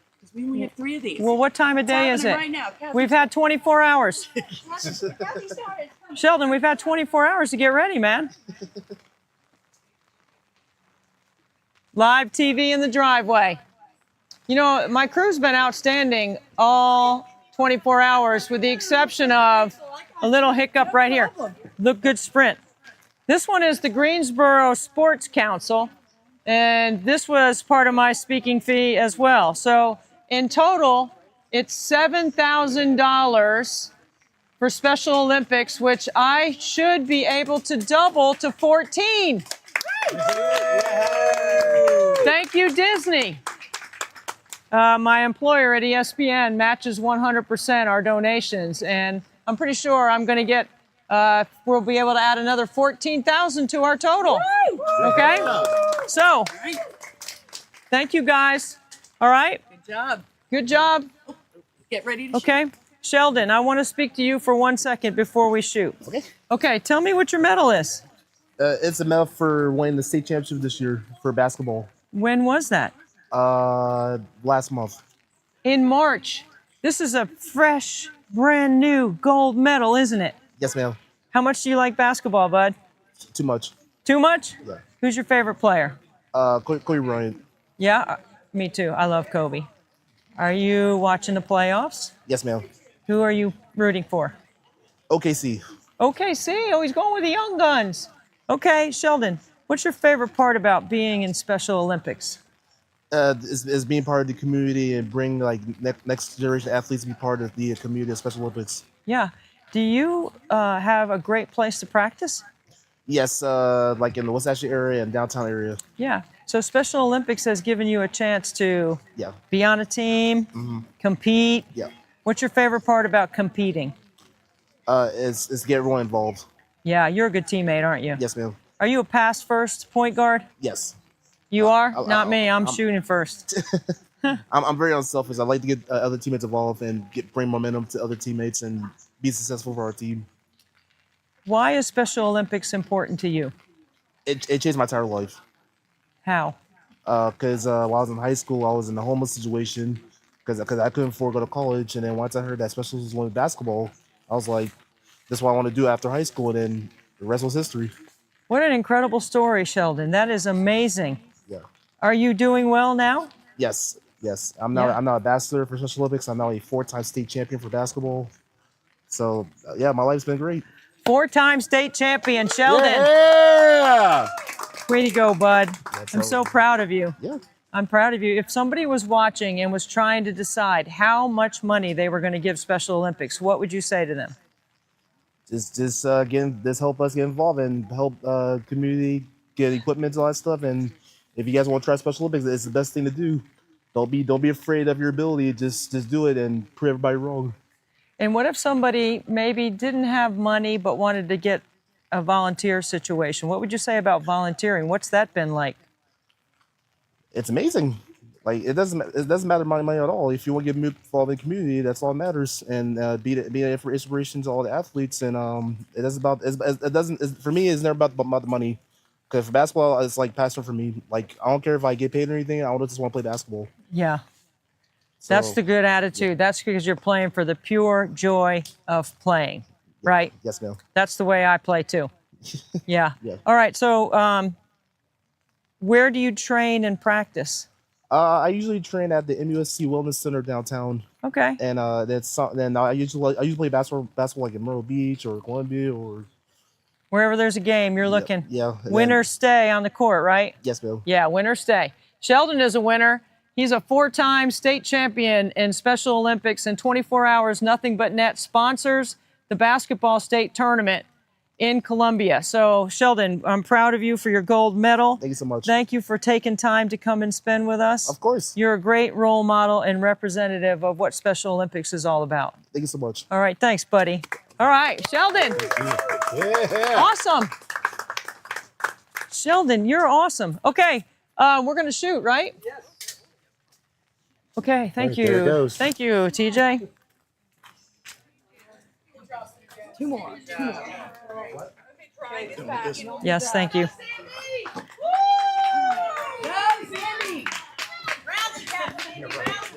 Oh, all right. Let's see if we can get out. Yes, girl. Oh, Count it. I wish we could count it. I wish we could shoot them from this close. We've got 200 more to go. And we have been shooting in the rain a lot. But we're okay with it.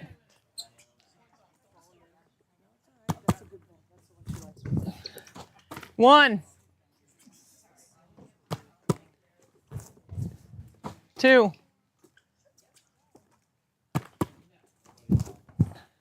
3.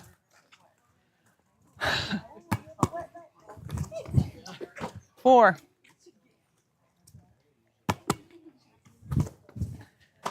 5. 6.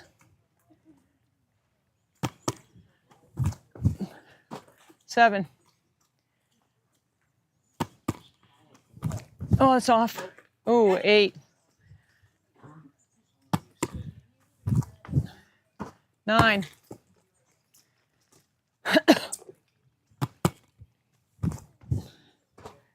10.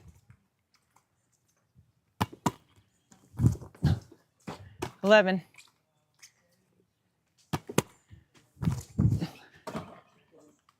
11. 11. 12.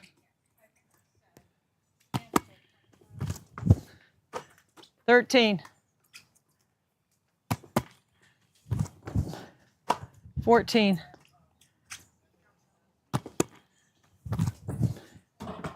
15.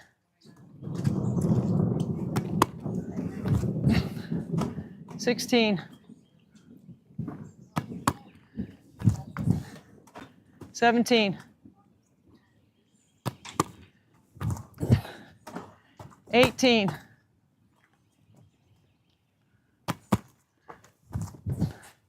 19.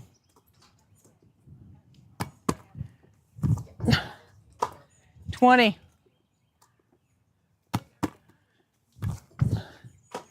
21.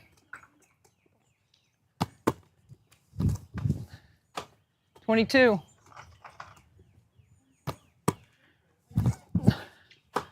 23.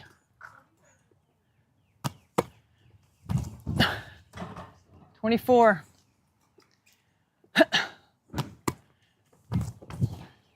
25.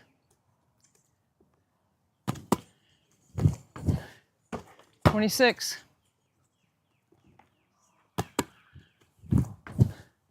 27. 28. 29.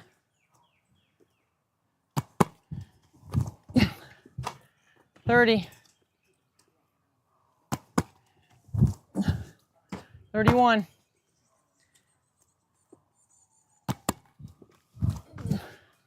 32. 33.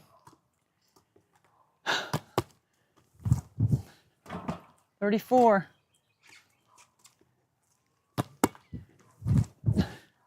35.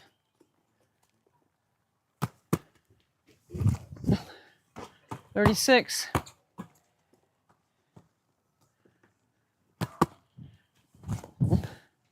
37. 38. 39.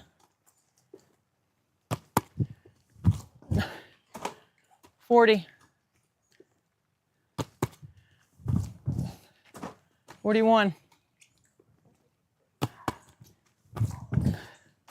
42. 43.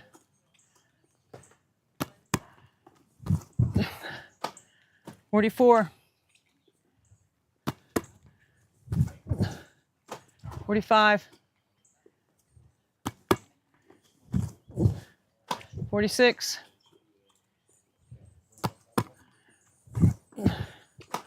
47. 48,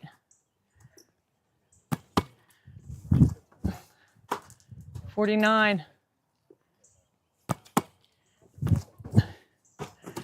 50, 51, 52, 53,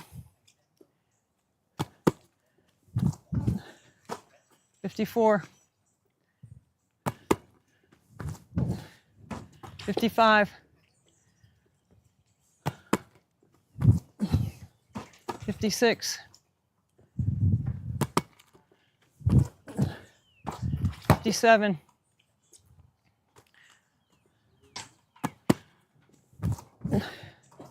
57,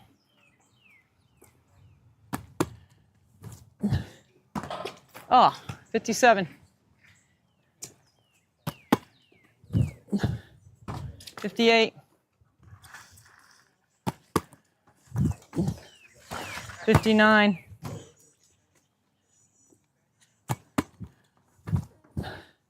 60, 61, 62, 63, 64, 65, 66, 67, 68,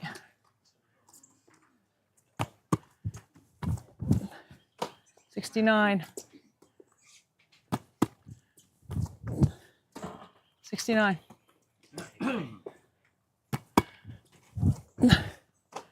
70, 71, 72, 73, 74, 75, 76,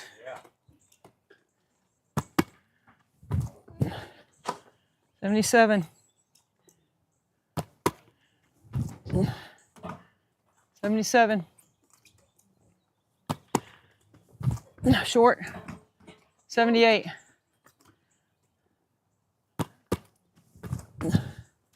79, 80,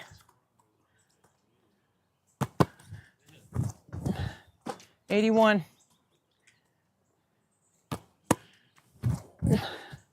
82, 83,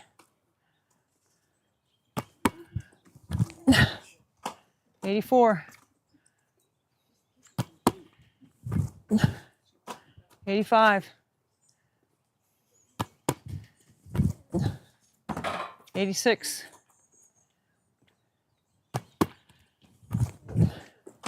87, 88, 89, 90,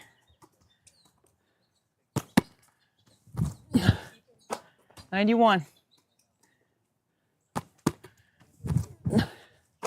92, 93, 94, 95, 96, 97, 98.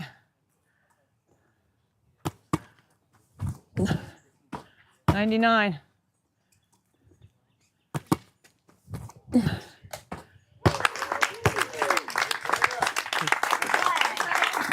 Good job. Sandy! One more. Debbie, 5. Woo, okay. Woo! Did you say a prayer for me this morning? Thank you. Every hour we go up and we're at $149,000. I am going to need the stool for this. Yeah. So, Somebody, can you Michael, have- grab the stool. Tommy. Mary is here, Tommy. but we're buffering. What up, Joe? You. Shoot or shoot. I didn't know if that's why I couldn't like. It's been a rough 24 hours. The weather has been a challenge. Rain, wind, thunder and lightning, more rain, a lot of comedians. Pestilence, 185,000. Pestilence walking the bar. We're just waiting for my buddy Mary Davis, who is the CEO of Special Olympics International, coming to us all the way from Dublin, Ireland. So it might take a minute. That's a long ways across the pond. That's probably what it is. Yeah. Okay. She's frozen? Oh. Do you want to do chat? Is your TV on? Yeah.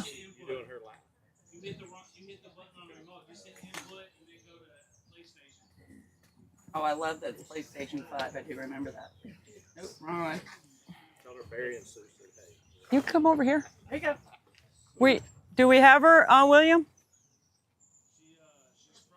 Okay, so, is Mary, are you with us, Mary?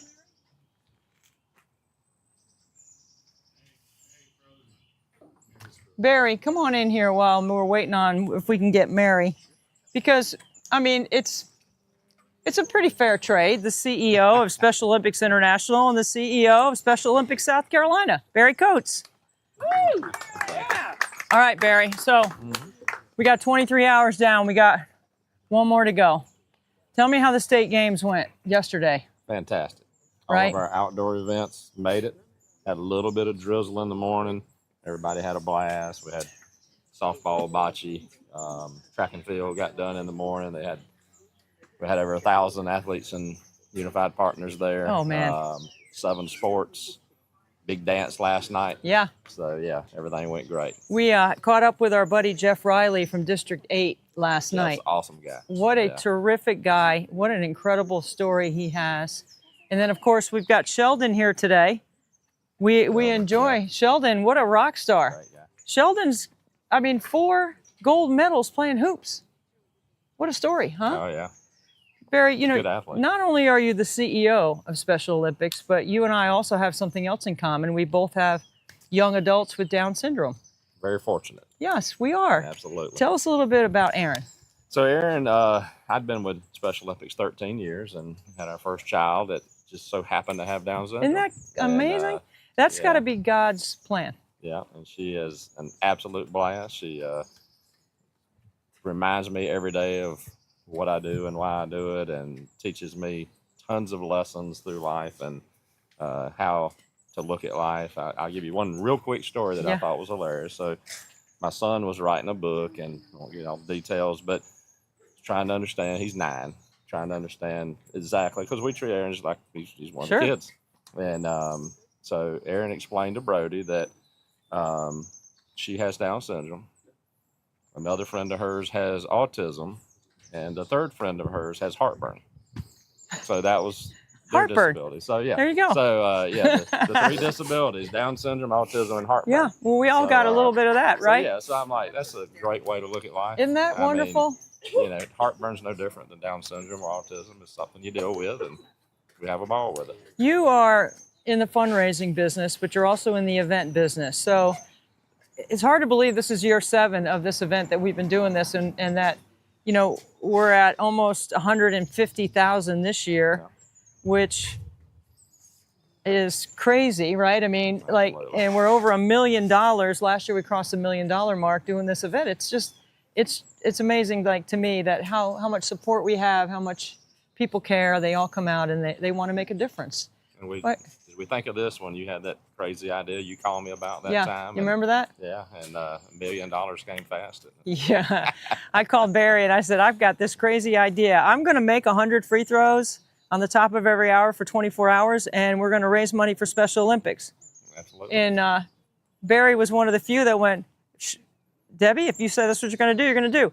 He didn't question or ask me if I could do it or how I was going to do it. You just said, okay, what do you Have need? at it. Yeah. Yeah, that's what good leaders do, right? I mean, he's a great leader because he set us up for success from the very beginning.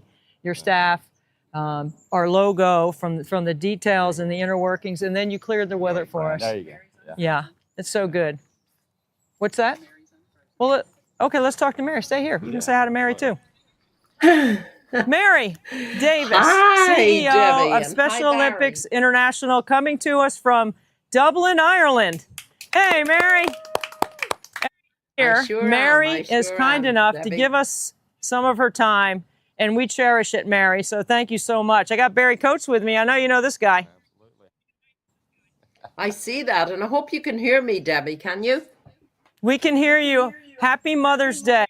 Oh, perfect. Happy Mother's Day to you too. Although we celebrated in Ireland in March, so and as I'm not in the US, I have to go with the Irish celebration. But I'll take any celebration for Mother's Day. But listen, all the kudos goes to you on Mother's Day. I cannot believe, 100 free throws on top of the hour for 24 hours, raising $1 million last year, and we're on your way again. It looks like to doing the same all over again. It's just unbelievable, unreal. Congratulations, Debbie, that you've kept this going for so long. And can you imagine, Barry, isn't it just amazing? And to think you look as if you've done nothing. You know, I presume you've just finished it. Back but you doesn't look say like that. you're just about to start it all over again. I don't know where you get that energy. Well, I do. I do sort of get, because I get your energy and your passion and your just involvement with Special Olympics and your love of Special Olympics. And I guess that's what keeps you going throughout those 24 hours to achieve what you have achieved. So well done to you. Well, Mary, this mulligan wants to know what Mother's Day is in March. What is that? It's just in Britain and in Ireland, we celebrated in March, and pretty much the same thing. You know, we exchange Mother's Day cards. We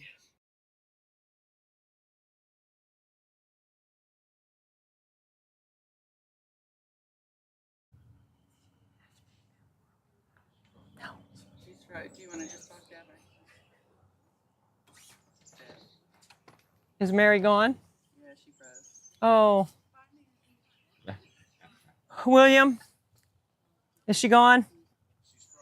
Okay. Is Jamie near?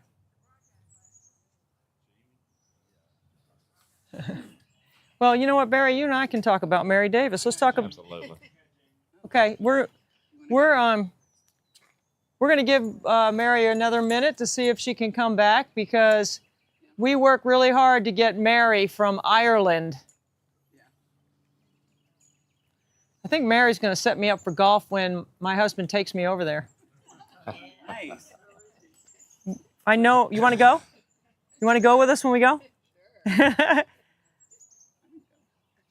You want to go? The whole yard wants Oh, to go. everybody wants to go to Ireland. Yes. Yeah, Mary Davis. Well, let me ask you, did you see Jim Clements, the president of Clemson, and did you see his daughter jump into his arms and take him down? It was a priceless moment at graduation at Clemson for Clemson Life. They had Clemson Life graduation, and then they had graduation with the College of Education. And Grace totally sacked them, is what they said on Twitter, and she did. She tackled them, and it was great. That was good. Oh, Mary, we were just talking about Jim Clements, and who is the president of Clemson, your buddy, and Yes, his indeed. daughter Grace tackling him on stage at graduation. Are you serious? I was just telling Barry, Clemson Life had their own graduation, and she leapt into his arms, and he grabbed her and hugged her. Then Clemson Life students go with the College of Education for a second graduation, and she leapt into his arms. Is that right? Leapt? Is that the right? Yeah. She and he tried to catch her, and they both went down. I mean, and he got up with a big smile on his face. Bless his heart. He's fantastic. He's great. As you know that. And he does so much for Special Olympics as well. And I know he's in a very busy job as president as well of Clemson. So he manages to fit everything in. And I can only imagine that joy as both of them as she leapt into his arms and both fell to the ground. Hilarious. But that's our athletes for you. That's what they do. You'll have to look at it on social media. I know you're going to want to see it. And if you don't find it, have Rosen email me and I'll send it to you because it's absolutely priceless. It's just absolutely beautiful. I want to ask you what you're working on right now for Special Olympics because I know you've always got a lot of projects on your plate. Yeah, we're always doing something, as you know, Debbie, and we've just come out of the Winter Games in Turin. We had those in March, so we were just following up all the loose ends in relation to those games, and now we move on. We're planning a number of single sports tournaments as well around the world in basketball, and in football as well. So that's very exciting. And we continue then to promote our programming around the world. You know, our sport obviously being the fulcrum and the center of everything we do. And of course, then our health programming, our Unified Champion Schools program, and our leadership program. So we keep moving those on, expanding them around the world as well, and trying to bring more athletes into the movement. We're still struggling a little bit in the aftermath of COVID. It's still an issue for us, bringing athletes back, and particularly in Asia Pacific and places in Africa as well, where we lost so many athletes. Nearly 80% in Asia Pacific. So a lot of work to do to bring those athletes back. So we continue to work on that and to really expand the programming. And we continue with the two big goals that we have set ourselves, which is local program expansion and development and quality, ensuring that there's a good quality at local level, because that's where the majority of our athletes, you look at Barry's athletes in South Carolina, the majority of their experiences are at local level. So we want to ensure that's a great quality. And that's why the funds you're raising, Debbie, are so critical to Barry and as an example of our programming all over the world. They're just so important.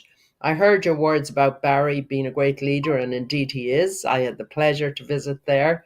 At one point, we had a wonderful time, saw his program in action, saw the Unified Champion Schools and the work that he's doing in terms of inclusion and ensuring that all of the athletes in his community are accepted and respected. So I have to say, you are a legendary team, the two of you. You're out there raising the money and killing yourself, Debbie. And Barry is spending it, but he's spending it in a great way, a way that is so wonderful for Special Olympics athletes. And of course, I'm interested in hearing about your son and how he's doing as well. Well, Frankie has now been elevated to president and CEO of 24 Hours Nothing But Net. Where is Frankie? Wow. Ask him to come out here and meet Mary. And Sheldon, come over here. We have a couple of athletes in the driveway with us, Mary. I don't know if you've met Sheldon yet. Sheldon has His won name is very 4 familiar. state championships playing basketball, including last night, in March. In March, he won. Sheldon, have you ever met Mary Davis? Bravo. Oh, ma'am. Would you like to ask her a question? She's in charge of Special Olympics. Barry's in charge, but Mary's really in charge. How's it like up there in Ireland? How's It's it in wonderful Ireland? at the moment. It's wonderful in Ireland at the moment. We've beautiful weather. I see you've just put up umbrellas. Is it raining there, or is that to stop the sunshine? Mary, it has been the most challenging 7th year. We have endured rain, wind, some people, lightning, thunder. We've had a rain delay. I've had to double up on my shooting here at the end, which is a little more challenging. And some people think we've had locusts come through here. No, Whoa, just kidding. you've had it all. This is Frankie. This is Frankie, Noah. how you doing? Something. Hi, Noah. Noah competes in powerlifting. Noah, you want to tell Mary Davis Oh, what you did? super. So I did bench, squats, and deadlifts. And how did you do? I did good. Yeah, you always do good. How about you, Frankie? What do you like to play? Basketball, this race, running track, and football, Yeah, what about golf? and golf. Yeah, we've won. We've been. I've been the unified partner with the athlete right here playing golf. We've had a good time. Oh my goodness. I'll tell you, next time I'm there, we're going to play golf for sure. Trying to play golf with you, Mary. You know that. Every time we visit, I always say the same thing to you. Barry, is there anything you would like to ask Mary before we let her I go? just want to say thanks, Mary. You're a phenomenal leader. I can tell you, Mary is always accessible to Yes. even little old South Carolina or wherever. I mean, she's never far away from us, and all our folks in South Carolina, a lot of them have met Mary at Hill Day and things like that, and love her to death. So they call, what is her name? Posh Mary? Is that one of the athletes calls her? So Posh Mary, what a nickname. Yeah. Posh Mary. Posh Mary. we do That's appreciate Rachel, my friend Rachel, that I'm friends with on Facebook, and she's from South Carolina, and she's just such a fabulous person. And I often meet herself and Sue at Capitol Hill Day, as Barry said, and she's just I just adore meeting her. The sad news from my perspective is that I'm actually retiring, Debbie, at the end of this year. After 46 years, I've decided 6 years. I'm happy for her. After 46. I would say 46. I'm happy for you. Frankie's happy for you, Mary. Oh, thank you, Frankie. Thank you so much. Thank you. I You're appreciate welcome. that. So I'll miss Special Olympics a lot, Frankie, but I will continue as a volunteer in some capacity or another with the organization for sure. We will. Well, Mary, you know, I've mentioned to you many times that Eunice Kennedy Shriver is one of my role models, somebody that you knew, and for you to dedicate 46 years of your life to helping these athletes have an opportunity to play, to train, to compete, socialize, organize, be on a team, all those things are important. And that's the message that we sell here, right, Sheldon? Around 24 hours, nothing but net, because we want everyone to have a chance to play, like you so well stated earlier. But congratulations on your retirement. Wow. Now I know you're available for golf.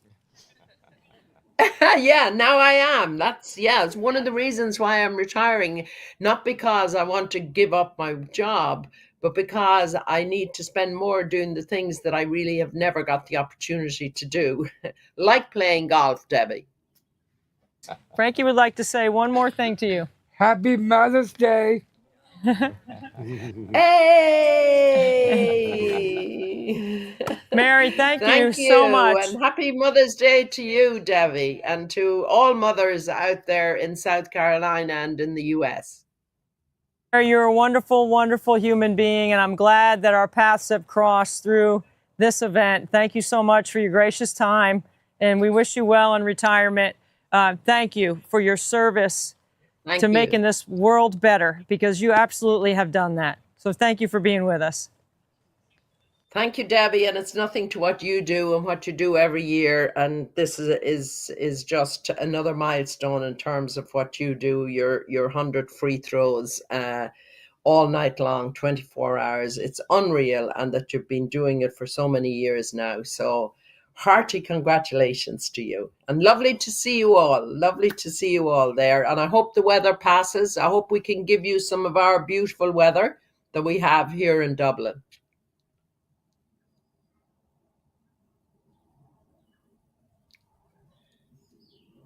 Take care. Bye-bye.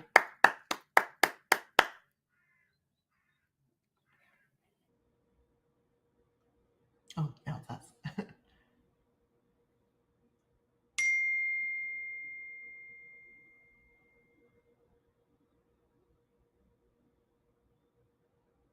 She can't. Hi, Jamie. Hi, Debbie! Happy Grant. Mother's Day! Happy Mother's Day. Happy Mother's Day to you, Jamie. Thank you, Grant. You're so sweet. Are you going to do something special for your mom today? I think we might probably hang out at home and just probably do some puzzles because it's really rainy today, and and I have a present for her to give her, and so I'm gonna just have a lazy day at home because it's been really rainy, and so Lazy days are my favorite. I mean I like routine days. So Grant wanted to tell you he's actually playing for the first time on a unified team this year, and we're so excited. Tell her about what you've been doing. Well, Debbie, as you know, every Sunday, every weekend, I play kickball for the unified, and it's been really fun to me, and I love going every Sunday to play and compete, and I love it so much. And in May of this month, I'm going to the Special Olympics with my class this year, and it's my last year of school because I'm graduating. He's graduating. Invite me to your party because I am a fun party starter. I mean, Debbie, I love to party. I mean, every time, if it was my birthday, I would party all the time. Yep. So we're so What? excited. Your mom's a pretty good partier. But I've been texting Debbie and saying, "Oh, Grant's graduating. You have to give me some advice because Yes. she's been there. She Mhm. has a college graduate now." Yes. Uh-huh. So that's Well, awesome. Jamie and Grant, you know what advice I'm going to give you. Ba-bam. Yeah. Ba-bam. It's going to be ba-bam coming up. Jamie Valvano is the middle daughter of Jim Valvano, who was a legendary Hall of Fame, Naismith Hall of Fame basketball coach. And he had 3 daughters. And Jamie and Nicole, I don't know Leanne as well, but I certainly know Nicole and Jamie, and I've had a wonderful friendship with them over the years. And Jamie, you're a motivational speaker. You're an inspiring story. You have so much to share. On this particular Mother's Day, with Grant sitting next to you, what would be something you'd want to share? Oh my goodness. Well, he is getting ready to graduate, and I've been asked to speak at his baccalaureate. Yeah. And he's going to do the pledge. Yeah, the Pledge of Allegiance. And one of the things kind of piggybacking off what Mary said is the Special Olympics is such a huge organization, and it's so important. But on the local level, at his high school, it has been absolutely amazing to see the opportunities that they give the athletes, to see when he does go to the Special Olympics, he comes back and the halls are lined with all the other students cheering them on. And when he goes to the Special Olympics, the spirit and the energy that all of those athletes have is absolutely amazing. So Yeah. as a mom, I'm so thankful for the work that you're doing and the Mhm. awareness that you're bringing, because it is so important for athletes and for students to have the opportunity to play these sports, to be a part of a team, and to just, grow in those opportunities. And I've seen Grant go from not being able to kick the kickball when we first started the season to now he's running the bases, and it is just amazing. So I'm so thankful for you, the work that you're doing, for the parents, for the volunteers. And, I can't say enough about the Special Olympics. Being raised by a basketball coach, you would think that I would be athletic, but I'm not. It skipped over me, a big disappointment, but Grant is. And if he didn't have the opportunity to experience those things, being a part of a team and being coached and all of that, I would be so sad. So I think that I'm just thanking you from all of the mothers who have young people that are participating in Unified and local Special Olympics and teams and everything that's done in our area. As a mom, that's what I celebrate today. Yeah. Looking at you, Jamie, and I see the incredible love and joy all over your face that you get to spend this day with Grant. And there are opportunities for Grant. And there's some decisions that are coming forward for you. And when I helped NC State understand the need for Elevate, which is their program similar to Clemson Life, as you know the whole story, so I'm not going to go through it right now because it's raining pretty hard here now. So I don't want to lose you. But I'm just curious,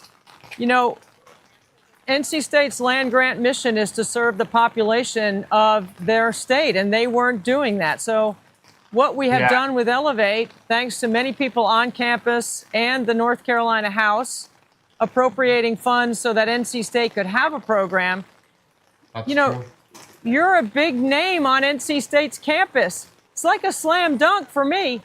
It's a slam dunk. So I know there's some trepidation and some anxious feelings, but I'm here to support you, Jamie, because I know you can do it. Well, tell Debbie, what are some of your goals for after graduation? What are some of the things you want to do? Well, Debbie, as you know, I'm going to be going to CWS, the Bridge program, starting on August 1st, and I'm going there 3 times a week. But I'm going to be home Monday and Fridays. I'm only going Tuesday, Wednesday, Thursday. And what are they going to help you do? Get a job. So one of the things that Grant really wants to do is he wants to work. And so he is going to be a part of a program called Community Workforce Solutions in Raleigh. But we are going to get really involved in the Elevate program. And we are super excited about the opportunities that that program is going to bring. We're so blessed in this area in South Carolina as well that we have organizations like 321 Coffee in Raleigh and Esteemed Coffee in Cary that just provide work experiences for people that have all developmental ranges. And we knew Grant needed a job when we would start going to Great Clips to get his hair cut. And when customers would walk in, he would say, "Welcome to Great Clips. Did you check in online?" And he was not working there. He was a customer. So we kind of knew he was ready to get out there and experience. So we're super excited about that opportunity. And Frankie has been such an inspiration to us. We were watching TV the other day and we saw him and we were just cheering. And we're so blessed to know your family and for you to continue to be a mentor and a guide for me personally. I love you, Grant. And Jamie, I love you too. And Debbie, I know that your son Frankie is really a good son to you, and I just love the enthusiastic and all the people that you love that I just love from the bottom of my heart. So. And we still need that date when you come to North Carolina. Grant wants that date with you. Yeah, please, because I want to see you. You owe me a date, Grant. We're gonna go out, you and me. You and me. You and me. Love you both. Happy Mother's Day, Jamie. Thank you so much for taking some time We are almost in our last hour here. I've made 2,300 free throws. We've got another 100 to go. This rain is nothing. I've already shot in rain like this for the last 24 hours. It's been kind of tough, but it certainly is a labor of love. And it comes with a great outcome at the end. So one day we want you guys to come down here with us and celebrate with us when we do 24 hours, nothing but net. Thank you. Love you. All right. Love you guys. Have a great day, Grant. You too. Wow. Jamie Valvano is absolutely amazing, and I have been working really hard to convince her that Grant might be ready for Elevate. But getting a job will help his resume, because you need to have a good resume to be able to apply to go to college. And if he decides to do that, I know that I for sure will be there to support him. Right now, we are at $153,000. Once again, as we approach the final hour of 24 hours, the money keeps going up. Every hour, the money goes up. We're so fortunate, we're grateful, and we appreciate everyone out there that has watched, that has donated, or that has thought about volunteering and getting involved with Special Olympics. So thank you for that. Right now, we're going to go to Dreana, my buddy, who actually is an Elevate student. Here she is. She was in the driveway with us yesterday. She's here. She's here back on our interview. Hours, Nothing But Net live stream. We are pleased to be joined with my new friend, Dreana Grunau. Dre, Hey, guys. thank you. So great to be with you. Thank you so much. Now, I love our story about how we became friends, because you are in the first class of students at Elevate at NC State. How'd your first semester go? Really good, actually. I actually done my first exam today. Final exams for your first semester. I mean, Yeah. you are part of the way through your college degree at Elevate. Yes. Mm-hmm. Tell everybody how you describe Elevate to people. It's for a program for kids who has Down syndrome or autism. Right, and they go to college. Yes. So I'm looking forward to you meeting my son, Frankie, because Frankie is a graduate of the Clemson Life program, and LIFE is an acronym, which means learning is for everyone. And that's what NC State has done. They've created a program where you can be a college student. So tell me how your final exam went today. Did you ace it? Yes. What was the final exam on? For communication. Okay. Like, what were some of the questions that you remember from the final exam? Like they do so it's like each chapter. So today's like chapter 1 through chapter 13. So they do different questions. Because each chapter is a questions for the test that I taken. So one of them is a video. One of them is a simple questions for multiple choices. So it's like that. I love it. So I'm sure you did ace it. I know how smart you are. So I know you did a good job on it. I can tell you that I am so happy to see your smiling face. It makes my heart sing, knowing that you have a chance to go to college and have a full college experience like other students. When you think about your chance to go to NC State, how does that make you feel? Feel happy. Yeah, and tell me why you're so happy.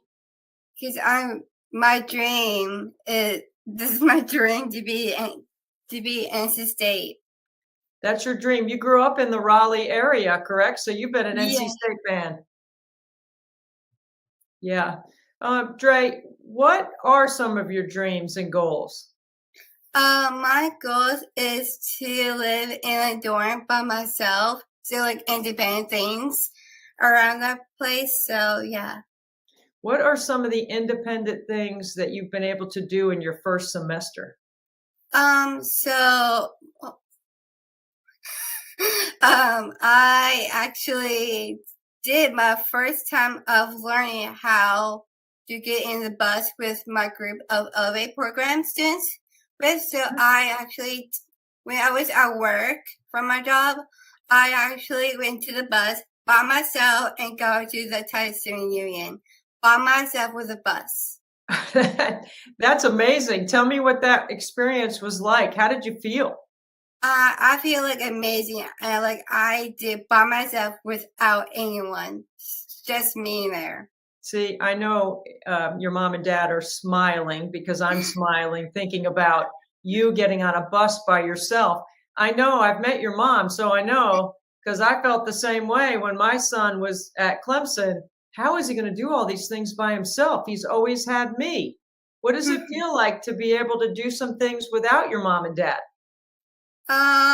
It's different because I have to like the time go to bed or when you have, like get your lunch, dinner, breakfast, like where is the place that I would go and hanging with friends, of course, what time I'd be at my place, what time. Yeah, so those are my parents test me what to do. Yeah. So you have gained a lot of independence in just a short time. Is that correct? Yes. What is your favorite thing to do right now with your friends? Hanging out, like going to a nail spa, going to a coffee shop, like walk around in Hillsborough at NC State, or different like Hillsborough next to like C21. Like it's amazing spots there. But like NC State, Hillsborough has a different restaurants, shops. I like to shopping. I like to grocery stores, everything. I'm so proud of you, Dre. I'm so proud to listen to you tell me how excited you are and how happy you are. You mentioned 321 Coffee, and I know that's a special place in your heart. Tell us what 321 Coffee is and what it means to you. So 321 means that 3 copies of the 21st chromosome. That means Down syndrome and autism work there. So I'm the part who has a Down syndrome, so I work there with them. They have like 5 locations. So one of them is at the farmers market, one of them is at Hillsborough, one of them is at Durham, but it's closed. So we don't have it anymore. But they have another one. As I actually at NC State, so they have like in Centennial campus. I work there too sometimes. Well, that's where I think I met you, was at Centennial campus at 321 Coffee. That's the first time we met. And I've been to the farmers market 321 Coffee also, so I know where that one is. Yeah. And tell me what working at 321 Coffee is like for you. For me, I like to make lattes, or I like to like doing cashier, what like talking to the customers what they like on their lattes, like flavors, milk, everything. I like to talk to them about what they did this morning, the afternoon. I told them what they're doing that day. Sometimes I do writing cups because the farmers market is hard than other locations. Because the farmers market is writing cups, but different location does not do that. So it's only the farmers market does writing cups. Well, now that you know how to ride the bus, you could probably work any place at 321 Coffee, right? Yes. So my boss who does scheduling, she does different locations for me. Like one of them's out of the farmers market. They need me if they need someone at Hillsborough, me, Centennial, me.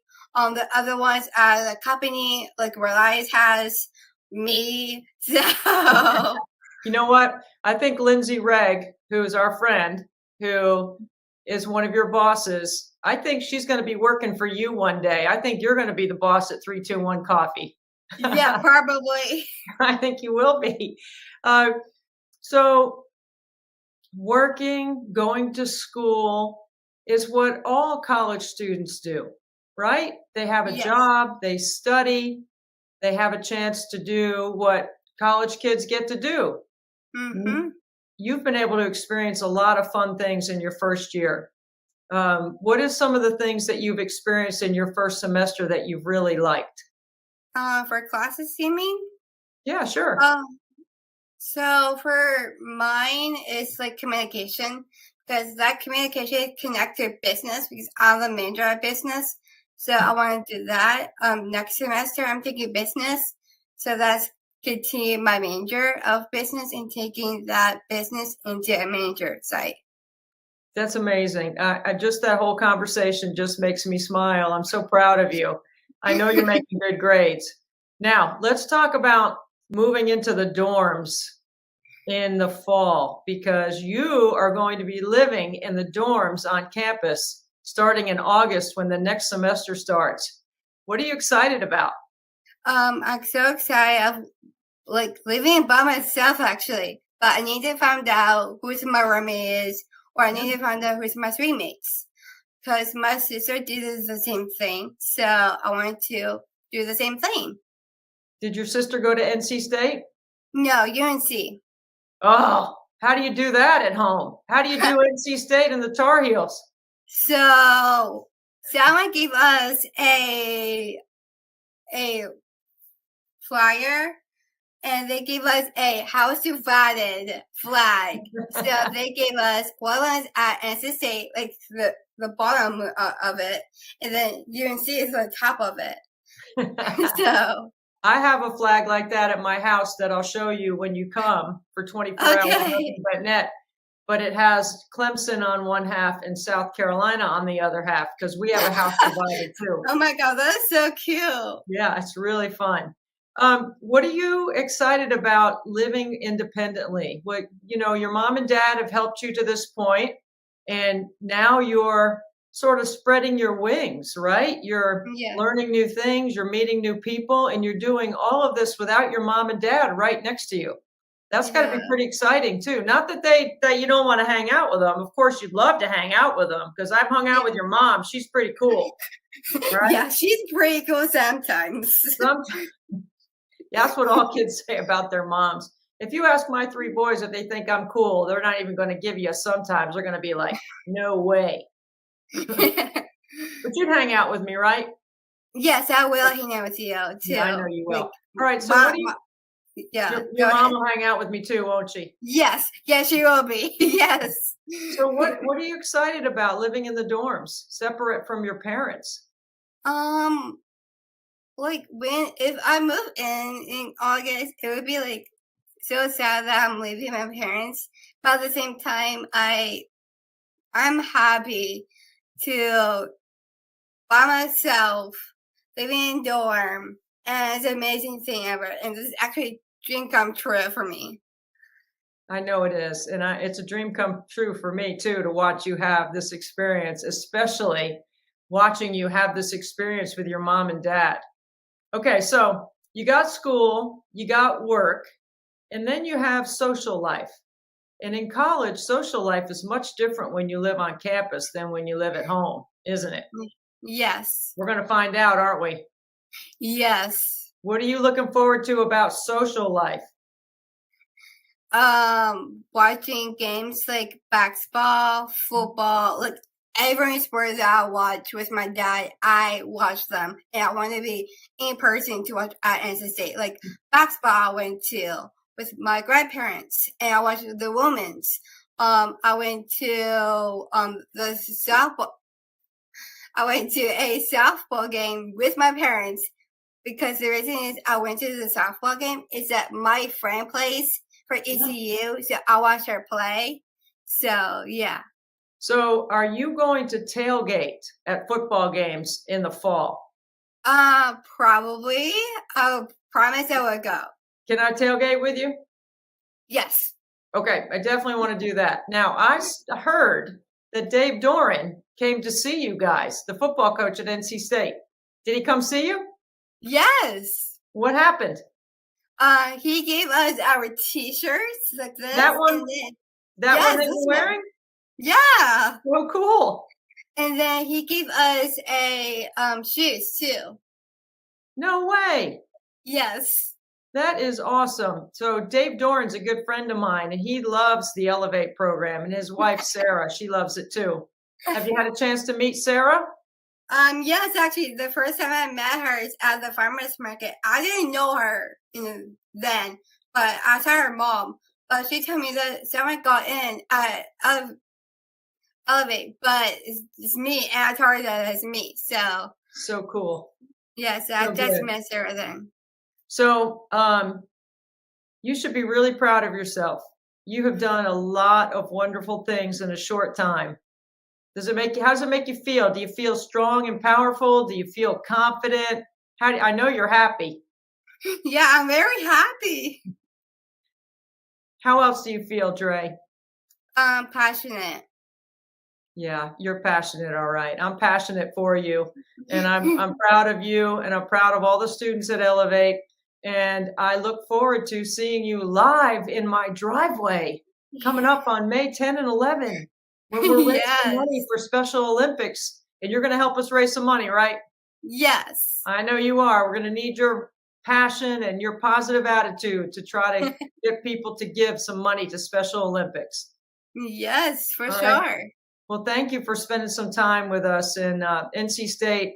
I can tell you as a proud alum of the university that I am really proud of NC State doing the right thing by putting this program together so that you and your friends and your families can have the same experience that our family had at Clemson. Oh, thank you. And Debbie, thank you for sharing of this Elevate program and talking about this. Thank you. Thank you, Dre. I'll see you soon. See ya. This is my new friend, John Wheeler, who lives in Indianapolis. He's an incredible, incredible human being, a guy with the kindest heart, and I am really grateful to call him a friend. John, thanks for being with us. And thank you for having me, Debbie.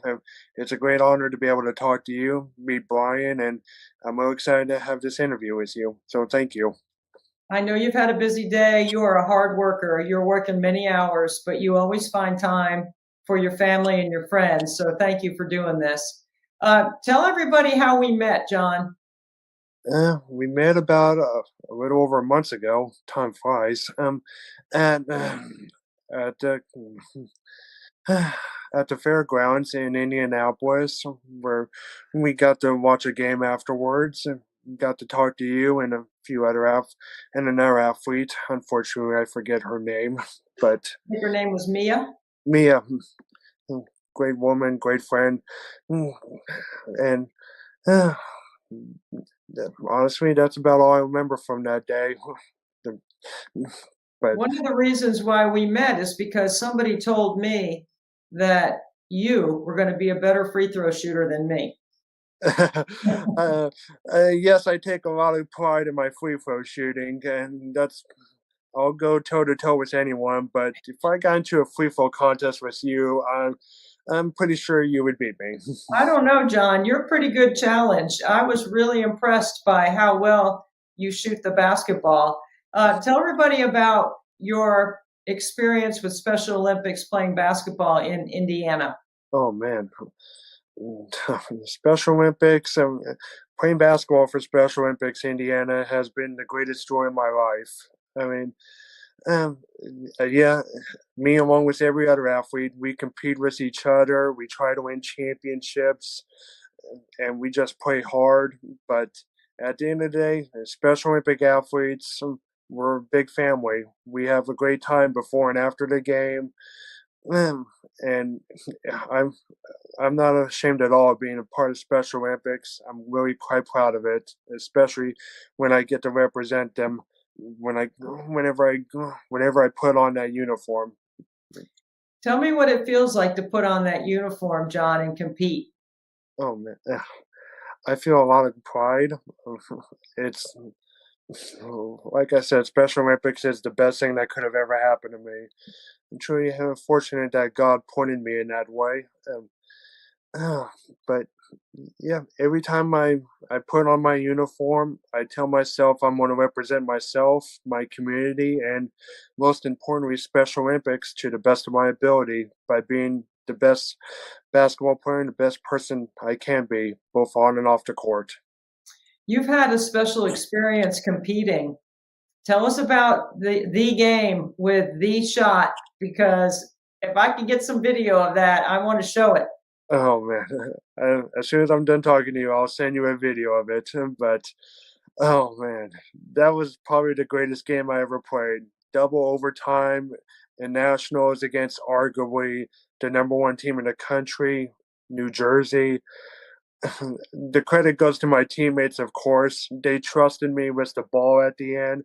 They they made sure to get me the ball so I was in a position to score. I mean, I'm happy they let me take the shot and that they trusted me to make the shot, but the credit really goes to my teammates for putting me in that position to succeed so my team could succeed. And you hit the game winner, is that right? Yes, ma'am. Take us through the last play. What was going through your mind? Double overtime. Is the score tied or are you down one? We're tied. We were up 2 points with about 10 seconds left to go. Unfortunately, one of their guards got past me and made a driving layup right to the rim. I immediately, as soon as he made that shot, I got the ball. I took it out. I gave it to my guard. His name is Brendan. He got it up the court as quickly as he could. I was trailing behind him in case he decided to go in for a layup. I would be there to back him up if he missed. But instead, he passed it to another teammate of mine, Sam, on the right side of the wing. When he got the ball, I made my move to the baseline, got open enough where he could pass me the ball. As soon as I got it, I got double teamed. I took a quick peek at the clock, and I saw I only had a couple seconds left. So I took one dribble, did a pump fake, and then I took the last shot that I ever wanted to take, a fadeaway jump shot from the baseline, and by the grace of God, it went in. I got the chills thinking about being in that moment, watching you do that, because that had to have been an incredible thrill. When the ball goes through the basket and the buzzer sounds, what did you do? Oh man, I instantly, I put my arms up. I ran to half court, screaming as loud as I could. And next thing I know, my teammates, both on the court and on the bench, they basically gang tackled me at half court and just started piling on me. Fortunately, I didn't get injured, but that's a moment I'll never forget. Most players never hit a buzzer beater and never hit a game winner, and you did both in the same shot. That's crazy. So I'm sorry, go ahead. it's just so fun, and I know from knowing you and talking to you that not just making the basket, that it was not just about you that you were celebrating. You were so happy for your teammates. Yeah, absolutely. I mean, our journey to nationals was by far the most difficult thing we ever had to go through. The training camps, the fundraising, the way our coach pushed us, not just on the court, but how much running he made us did. Like, I believe we did at least 3 suicides every single practice. And then, of course, there's the individual workouts that I did myself. And I want to admit I pushed myself too hard, and at one point, and I had to ease back because my doctors told me if I kept doing it, something bad was going to happen. But fortunately, I was able to overcome that, help my team, and we were able to win the national championship because of all that hard work we put in. Every Special Olympic athlete wants to do their best, but sometimes along the way, there are some obstacles or some things that are challenges, just like all athletes or like everyone else that goes through a competitive situation. And you certainly are a great competitor, John.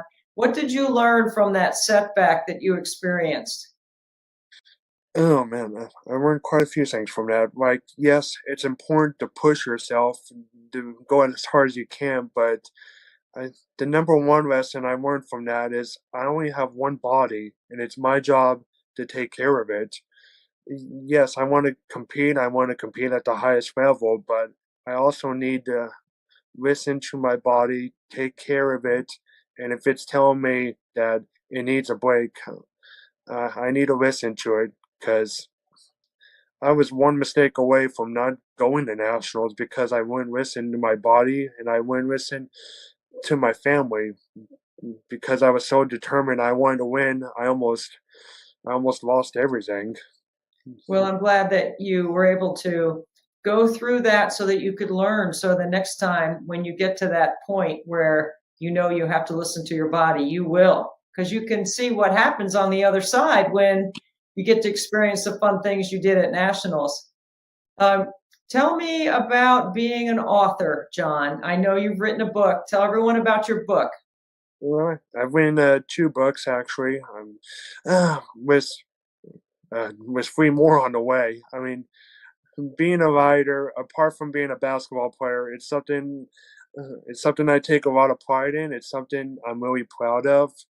Um, um, yeah, my first 2 books were about my team and I winning the championship in 2019 and winning the national championship in 2022.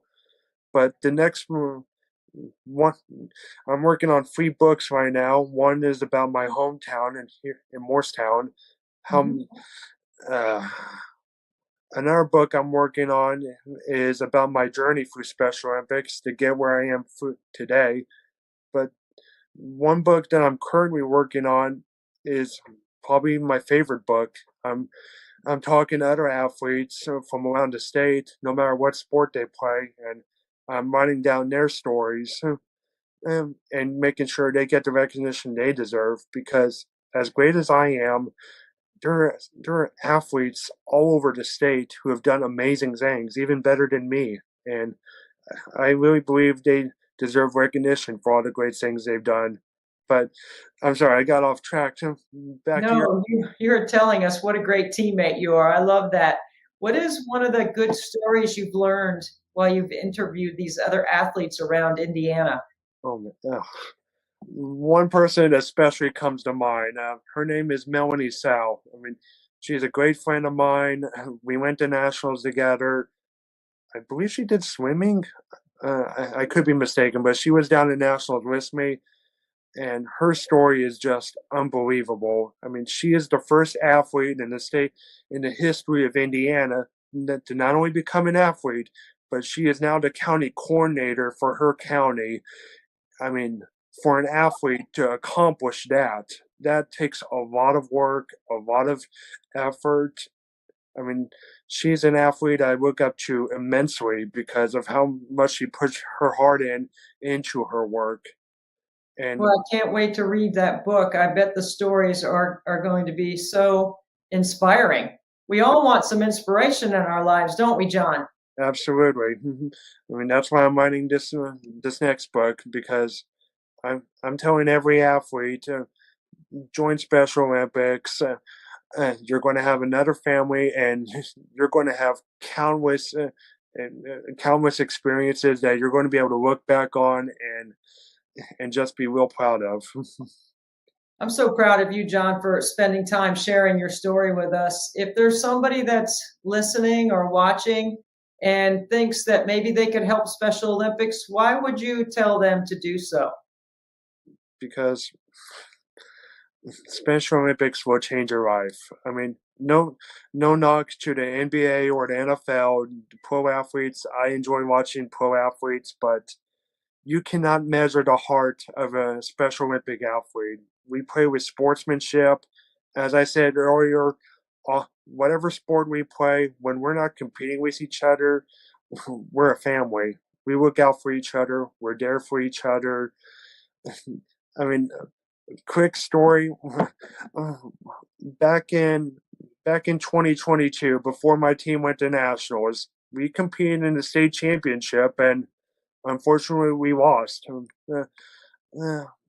for a lot of reasons. We gave the other team, Boone County, a good game, but they just played better than we did, and we ended up losing. But after the game, they shook our hands. We shook their hands. We congratulated each other, and one of their players and a very good friend of mine, his name is Brandon Horton. He personally walked up to me and said, John, you need to go down there and show everyone when you go to nationals that you guys are the best. And he had my back. His team had my back. I mean, Wow.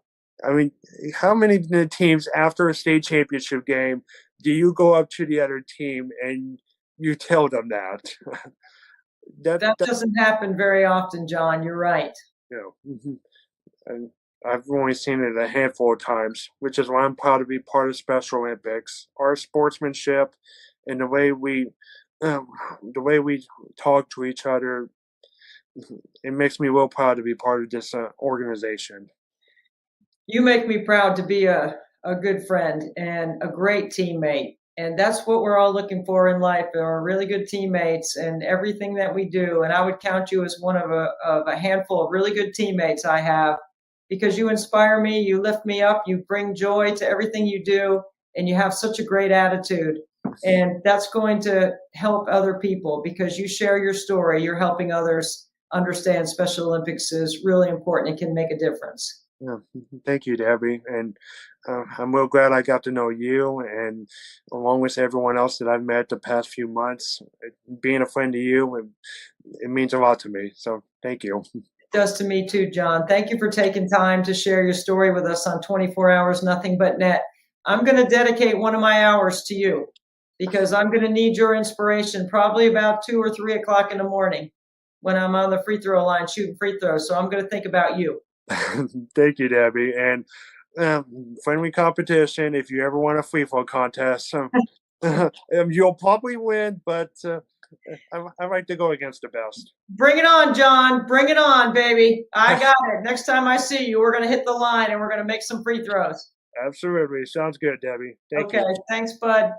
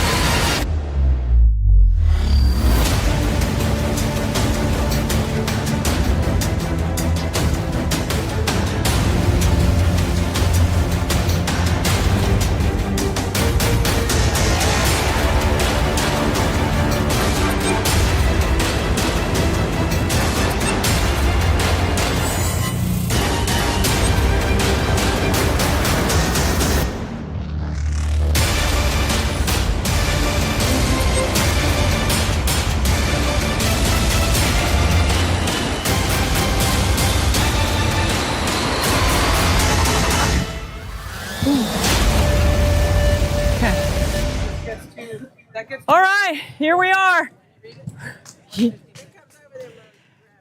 Every hour, the amount of money goes up. We're at $156,000.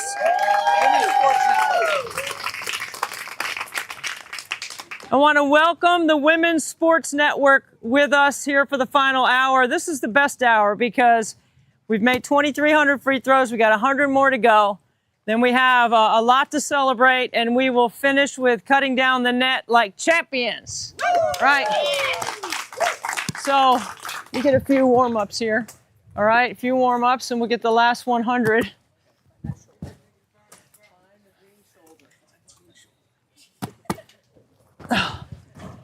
Okay, let's see.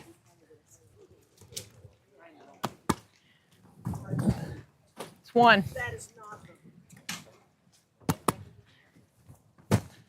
2, 3,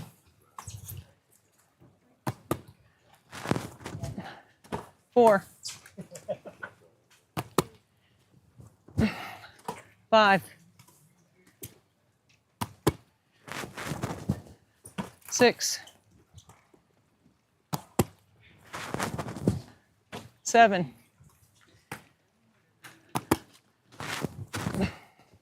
8, 9,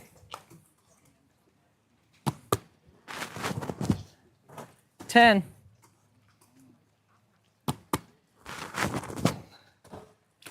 10.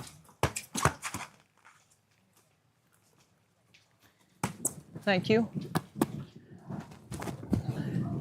11.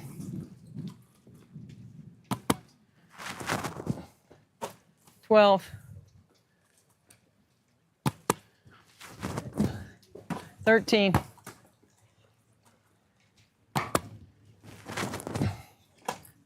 14. 15.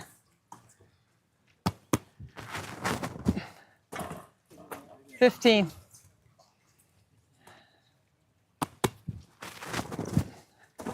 16. 17. 18.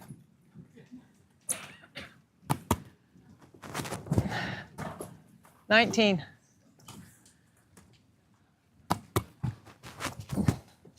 20.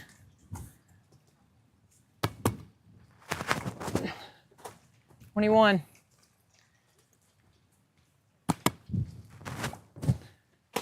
22. 23.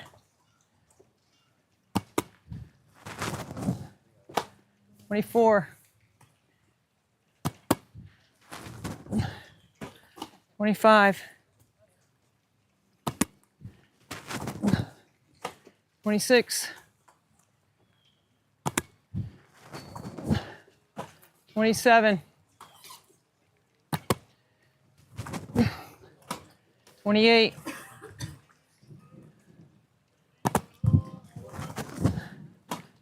29. 30.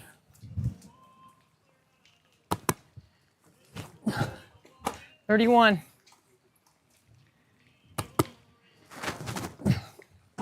32.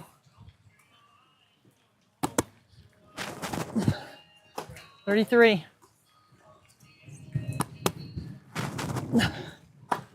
34. 35.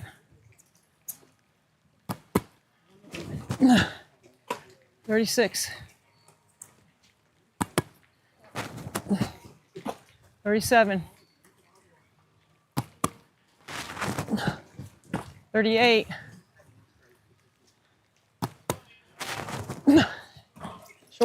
38.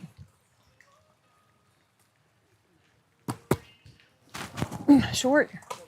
Ooh, 39. 40. 41. 42. 43. 43. 44. 45.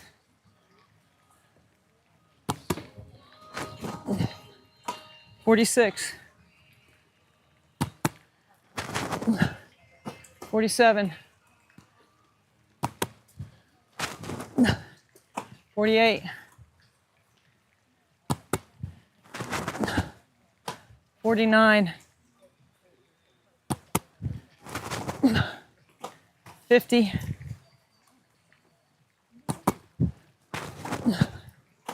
51. 52. Short. 53.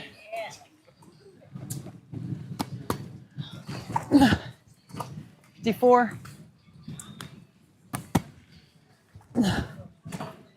55. 56. 57. 58.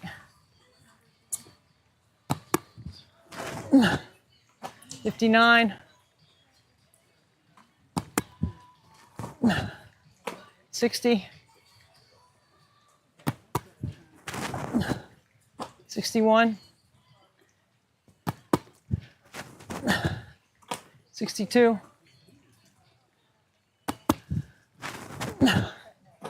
63, 64, oh, ooh, 65, 66, 67, 68, 69, 70, 71, 72, 73, 74,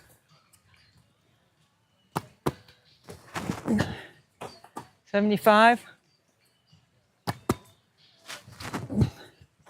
76, 77, 78, 79,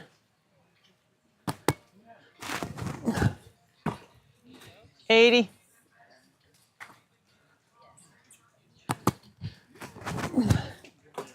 81, 82, 83, 84, 85,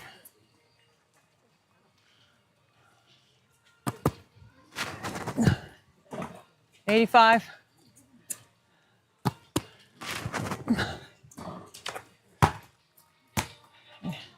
85. Thanks, Sanchez.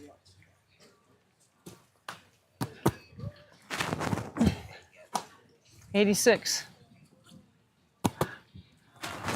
Nope. Ooh, 87.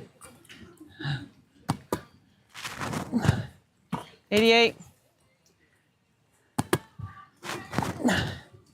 89. 90. 91.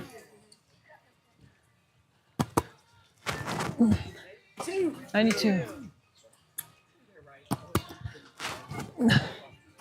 93. 94. 95. 96.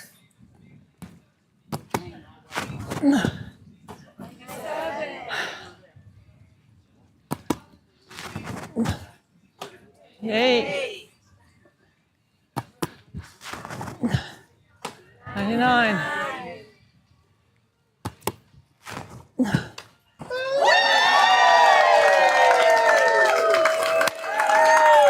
Good job. Warmed up now. Yeah. Good job. Good job. Good job, everybody. Thank you. Woo! Woo! First, I want to thank everyone that's here. From the Mount Pleasant Police Department that started us off by running the torch into our yard, as they always do, to all of our neighbors and friends.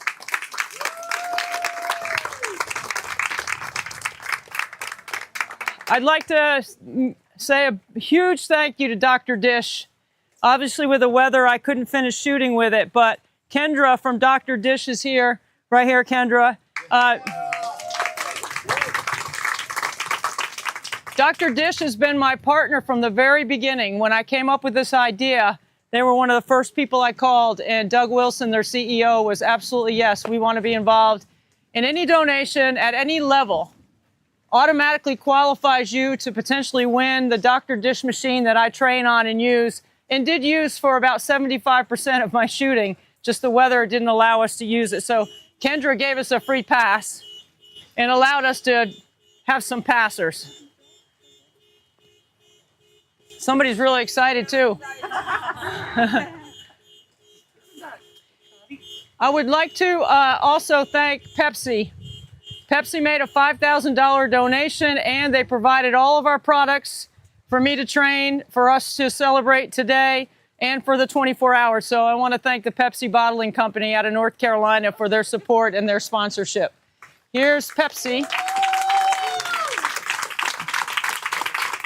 I need Sheldon, Frankie, Noah, Tiffany, my Special Olympic athletes. Okay, I'll take that, Joe. Hold this check in front. Yeah. Oh, Dre, come on, Dre. Oh, thank you, I'm sorry. Dre, come on, get in here. Hold this check, Tiff. Okay, let's take this picture. Thank you, Pepsi. Okay, all right. Let her take that check. We got another one. Okay, stay right here, guys. I want to thank my friend Sue Curtin for providing a $5,000 gift so that Special Olympics could train, compete, organize, and socialize. Thank you, Sue. Okay, good job, Kelly.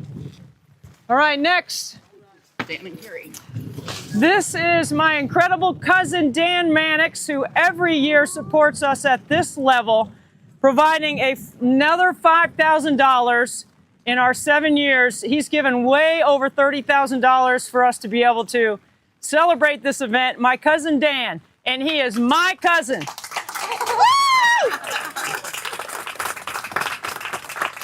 Dan and Carrie, we love you guys. Thank you so much for what you've done for us. We really appreciate it. It's awesome.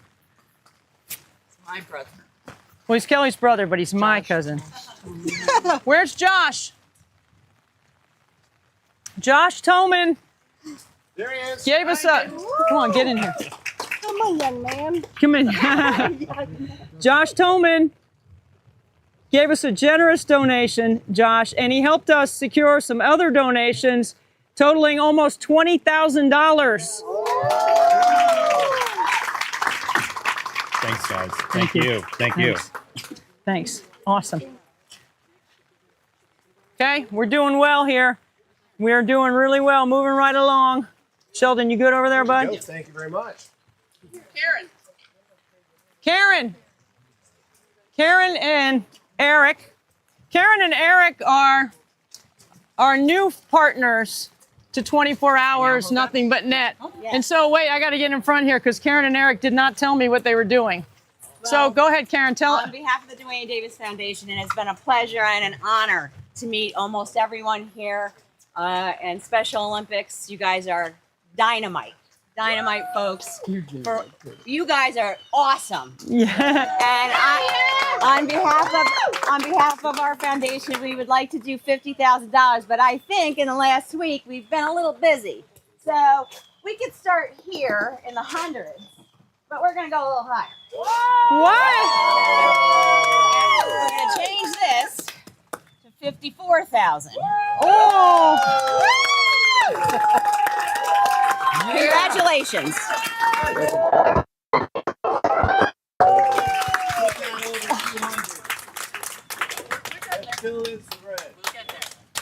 Karen, Thank you, everybody. You guys are come all in close. amazing. Come in here.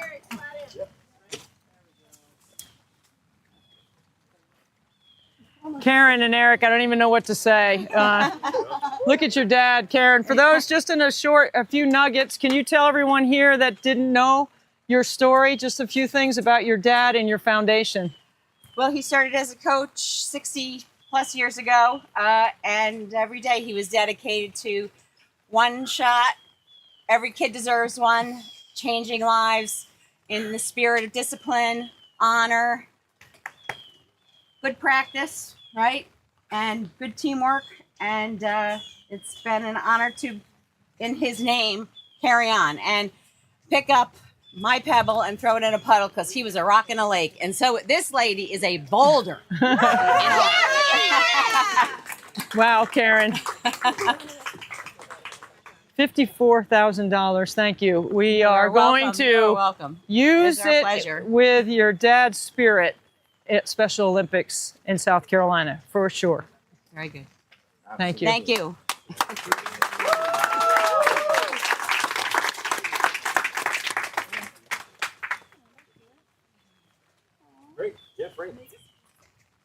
Don Migliori.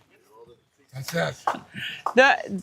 First of all, Mr. Don provided all the pizza that we ate yesterday. There is no better champion of our cause than Karen and what Don and his family do. And oh my goodness, Don. Wow. Well, pizza's not enough.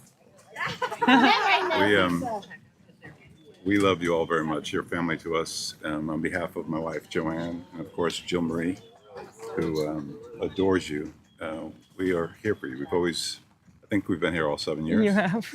And it means the world to us what you're doing for this community.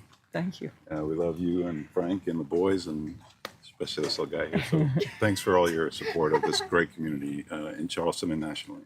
Oh my goodness, So thank you, Don. $15,000 from the restaurant, and Joanne and I are going to put another $5,000 in. Oh! Yeah.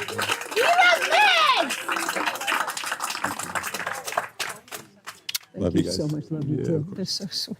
Holy smokes. Everyone eats big. Drum roll. So, oh.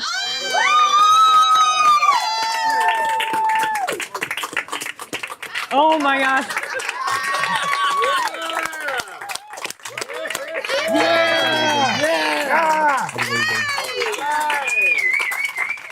Oh, wow. $230,000.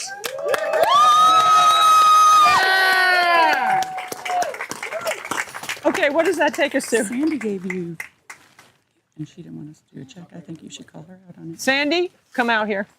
Sandy, Sandy, Sandy, Sandy, Sandy, Sandy, Sandy. Sandy is a very good rebounder. Sandy is my first friend in North Carolina when we moved. And she's been one of I think she's my longest friend, actually. I don't think I have a friend, and I hope you all have. I didn't say oldest, right? I didn't say longest. Longest friend. I don't even want to say how long because both of our numbers start with a 6. So I'm not going to go very much farther than that. But I want to thank you so much for the incredible barbecue that we're all going to get a chance to eat. That was prepared by her husband, Ken, who didn't come today because of Mother's Day, but we're celebrating as moms right here. Sandy and I were pregnant with our first kids at the same time. Isn't that crazy to be friends and then, All right, okay. So, Sandy, do you have something that you would like to? That Debbie is a great friend, great inspiration to all of us. Thank you for all you do and for all you do for these athletes. It's a great opportunity for them. What am I supposed to say? Did you make a donation? I did. So the Clark family, the Clark family donated $5,000. Yay! Come on, get in the middle here. Get in the middle. Good Sandy picture. Don't forget your daughter, Yes, thank you, Kathy. my dodgy partner. Yes. Wow. Oh, I get to be your partner now. All right. Thank you. We are good? All right. So, wow. I hope the Women's Sports Foundation is enjoying watching this as much as we are enjoying celebrating it. $230,000, I don't even know what to say. I mean, in our 7 years, what does that make our overall total? What's our overall total in 7 years so far? What is it? 235. What is, we're at 235? This year. What? What's the whole total? Can you write both numbers down on a board? I And absolutely can in a couple minutes. oh my God, thank God. I was getting ready to be embarrassed. Debbie, with all this weather, 92%. What? No way. And as long as you're up there. There we Come go. on, wait. Kathy, where's Kathy? Come on. Kathy, where I need my athletes. Where's my athletes? Get the athletes down. Yeah. Come on, guys. And it stopped raining. Yeah. Come on in, everybody in. Hi. Come on, Tiff. I'm for it. Yeah. I'm right behind you. That's my love to you. Am I Mother of the Year? Yes. Are we gonna cut down the nets? Where's the ladder? We're ready. Let's. You have. Okay, so that's not right. It is 235 is incorrect. 230 is right. 1.1 is not right, is it? That's not right. We're higher than that.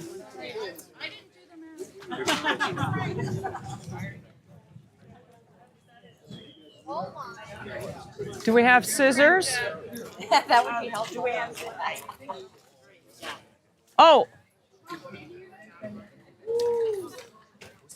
Hey, Patrick, Frankie has to make the signature last shot. Good ball, Jay.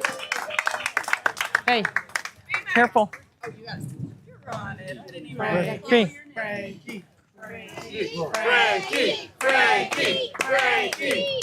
Yeah! He makes it. Come on, Sheldon. Frank. Sheldon one. That's this on the camera? Yes. This is for all everybody. This is all for inspirations. Everybody wants to be involved in Special Olympics South Carolina. This is for y'all. Yeah, Sheldon.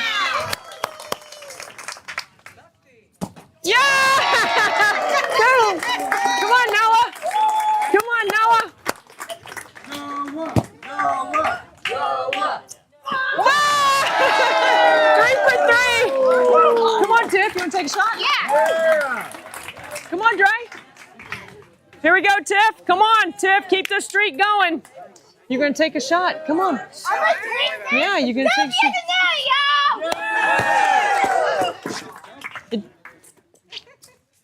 Tiffany. Come on, Tiff.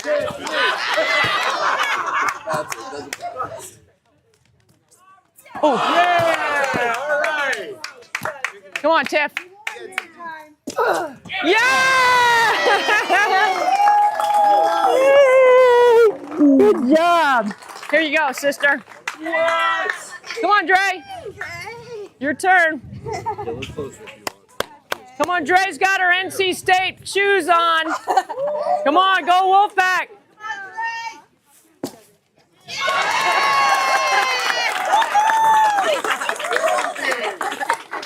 Happy Mother's Day. Thanks.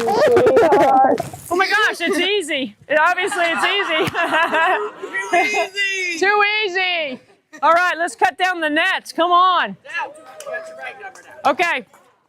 In 7 years, we are at $1,315,000 for Special Olympics.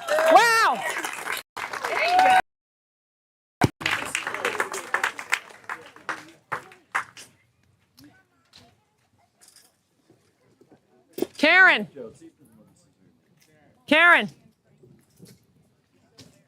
Karen, come on. You're going to cut the first piece. Oh my goodness, you're making me climb a ladder. Yes. Oh, yes. Where's- Thank you. Joe, can you get a towel, please? Can you get a towel? My dad always used to get to do this. Now I finally Yeah. get to do it. Woo! Right. Don. All right. Wait, well, my daddy. On behalf of Jill Marie, would you please? Thank you. So much. Oh my God. Holy cow. What a crazy, unbelievable. We get you inside next. Yeah. Don Migliori, thank you.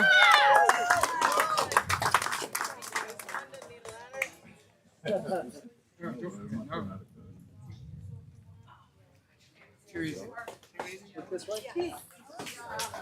want to cut a piece? Noah. Noah.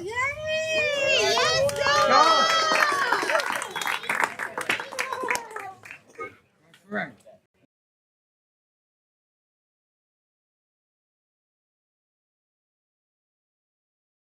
Good job, buddy. Noah. Noah. Noah. Noah. Here we go. Good job, buddy. Yeah. Too easy. Sheldon. Yes, sir.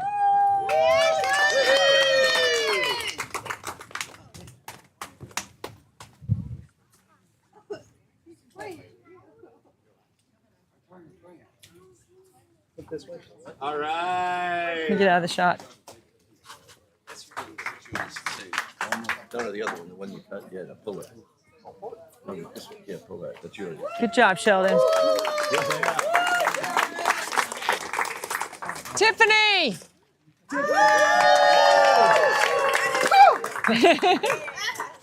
Do it, girl. What are you thinking while you're climbing the ladder, Tiff? What are you thinking? How much I love you for this. Yeah? I love you. You can do it. You got it. I got you, girl.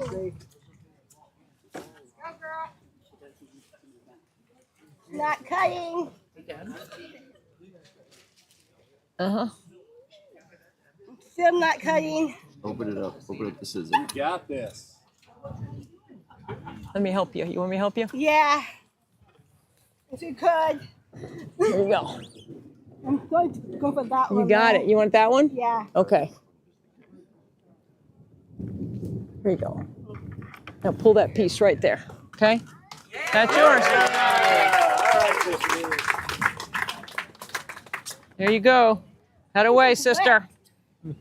Good job, sister. Dreana!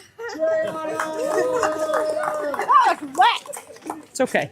But I still love you. I love you too. Oh.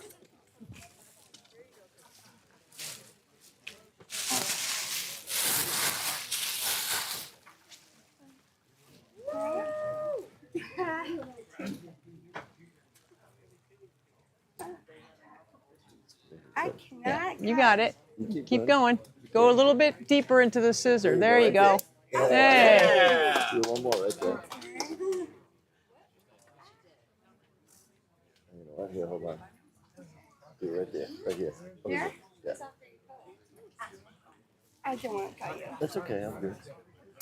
There you go, Dre. So, Dre, look, Dre. Thank you, Robert. Good.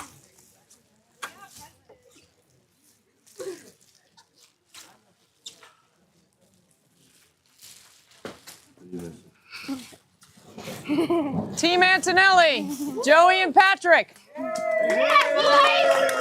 with them. Huh? I'm with them. And Frank. The others. What did you have to throw it? Here. I mean, I gave you this Mother's Day.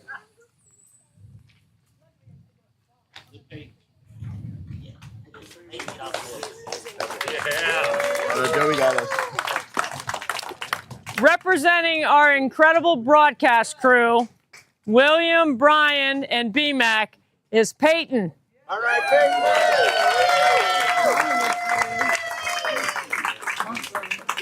Peyton. Peyton did produce most of the early hours and helped us out in a great way. He's got a great future in this business with his following his dad's footsteps.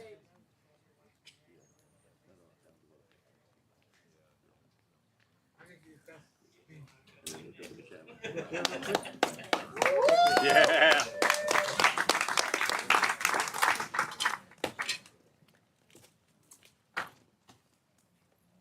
Sandy.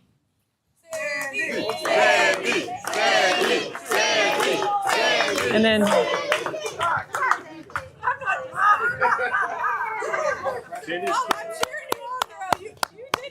Careful. Careful, Sandy.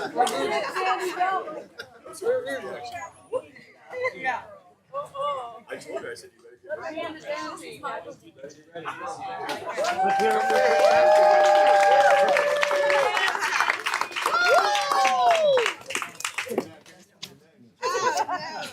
Sanchez.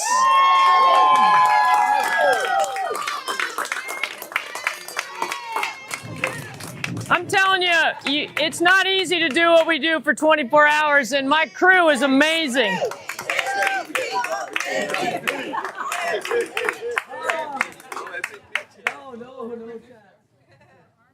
America's best friend.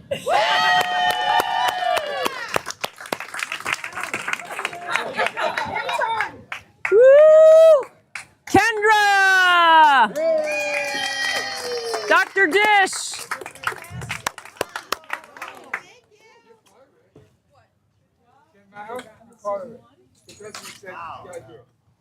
Thank you, Dr. Dish, for your partnership over the years. What an incredible partner to have. Yeah, Dr. Dish.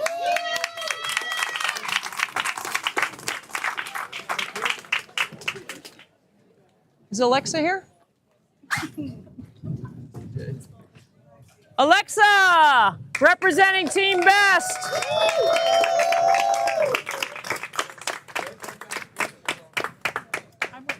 Can I let my little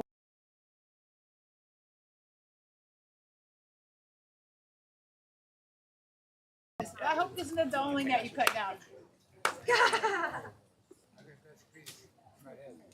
You got it. You got it. It's a good practice, Alexa. I'm hoping we learn. We need some practice.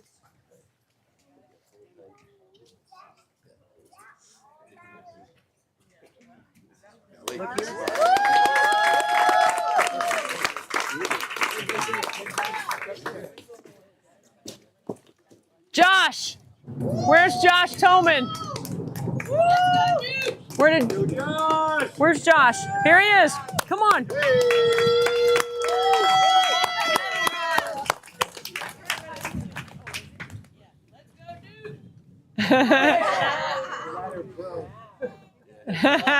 Yes. Nice. Kelly and TJ. Kelly and TJ. Kelly and TJ. TJ the intern. I tell you what, thank you both of you so much for what you did. You really did a great job helping out. Can I bring good brothers to the show? Yes. I mean, I do.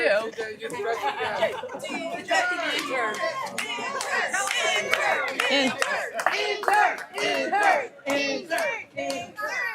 185 interns.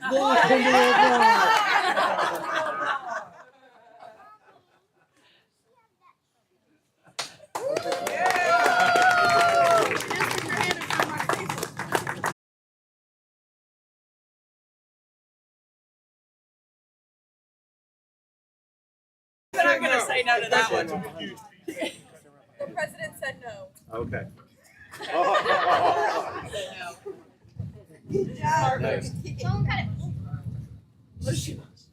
Last.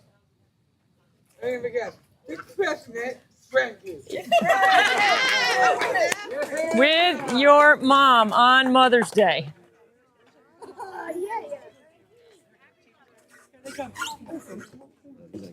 Pull out, baby. Oops. 2, 3. Here.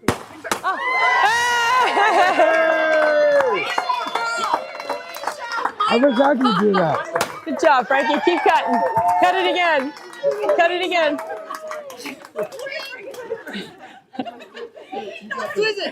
Okay, one more. Stop already. One more, buddy. There we go. There's your net. Look, look. I'll give you a speech. Good job. You want to give a speech real quick? Yeah. You got 2 minutes. Yeah, right. Okay. We've just gone up to $234,000. Someone made a gift while we were here. Frankie is the president and the CEO of 24 Hours Nothing But Net. Would you like to say something, Frankie? I want to say the best Mother's Day gift, $10,000, goes to see Clemson football game. Well, what are you doing? You giving people $10,000? We just raising it. $10,000 for Mother's Yeah. Day for the movie. Oh, yeah? I love you so much. I love you too. Thank you, Frankie. Thank you, Frankie. Well, on behalf of my entire crew, the tarp crew, the grounds crew, the event crew, the kitchen crew, and the cleanup crew, I'd like to thank everyone for helping us reach an incredible goal, $234,000. And I know that that's not it. There is more money that's coming in. I'm anticipating us getting to that $250,000 goal that we set for this year. And every year we're trying to raise $250,000 so we can get to that second million faster.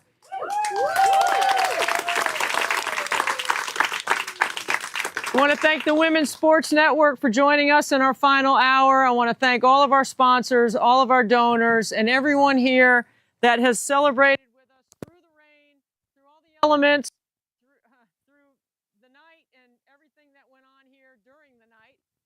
And I want to thank Special Olympics for allowing me to have this platform to be able to share our passion to help other families, because that's what it's really about, is helping other families. I'd like to thank my family, my friends, my high school friends, my college friends, and everyone here, you know, and a special shout out to BMAC, who I can't do anything.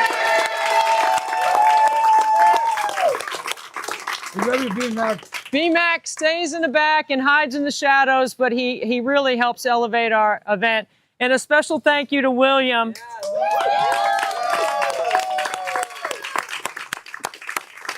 Prep Spin's business continues to grow. They have been great ambassadors for us, and William was the one that really talked me into doing the live stream. So if it wasn't for William and BMAC, I'm not sure we'd be able to raise the amount of money that we've been able to raise. So I just want to thank everybody. We share this with everyone that's here and everyone that's watching.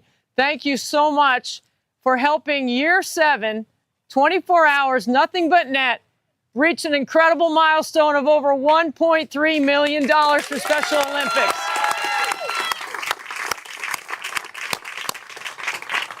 And we'll see you next year. Happy Mother's Day. Happy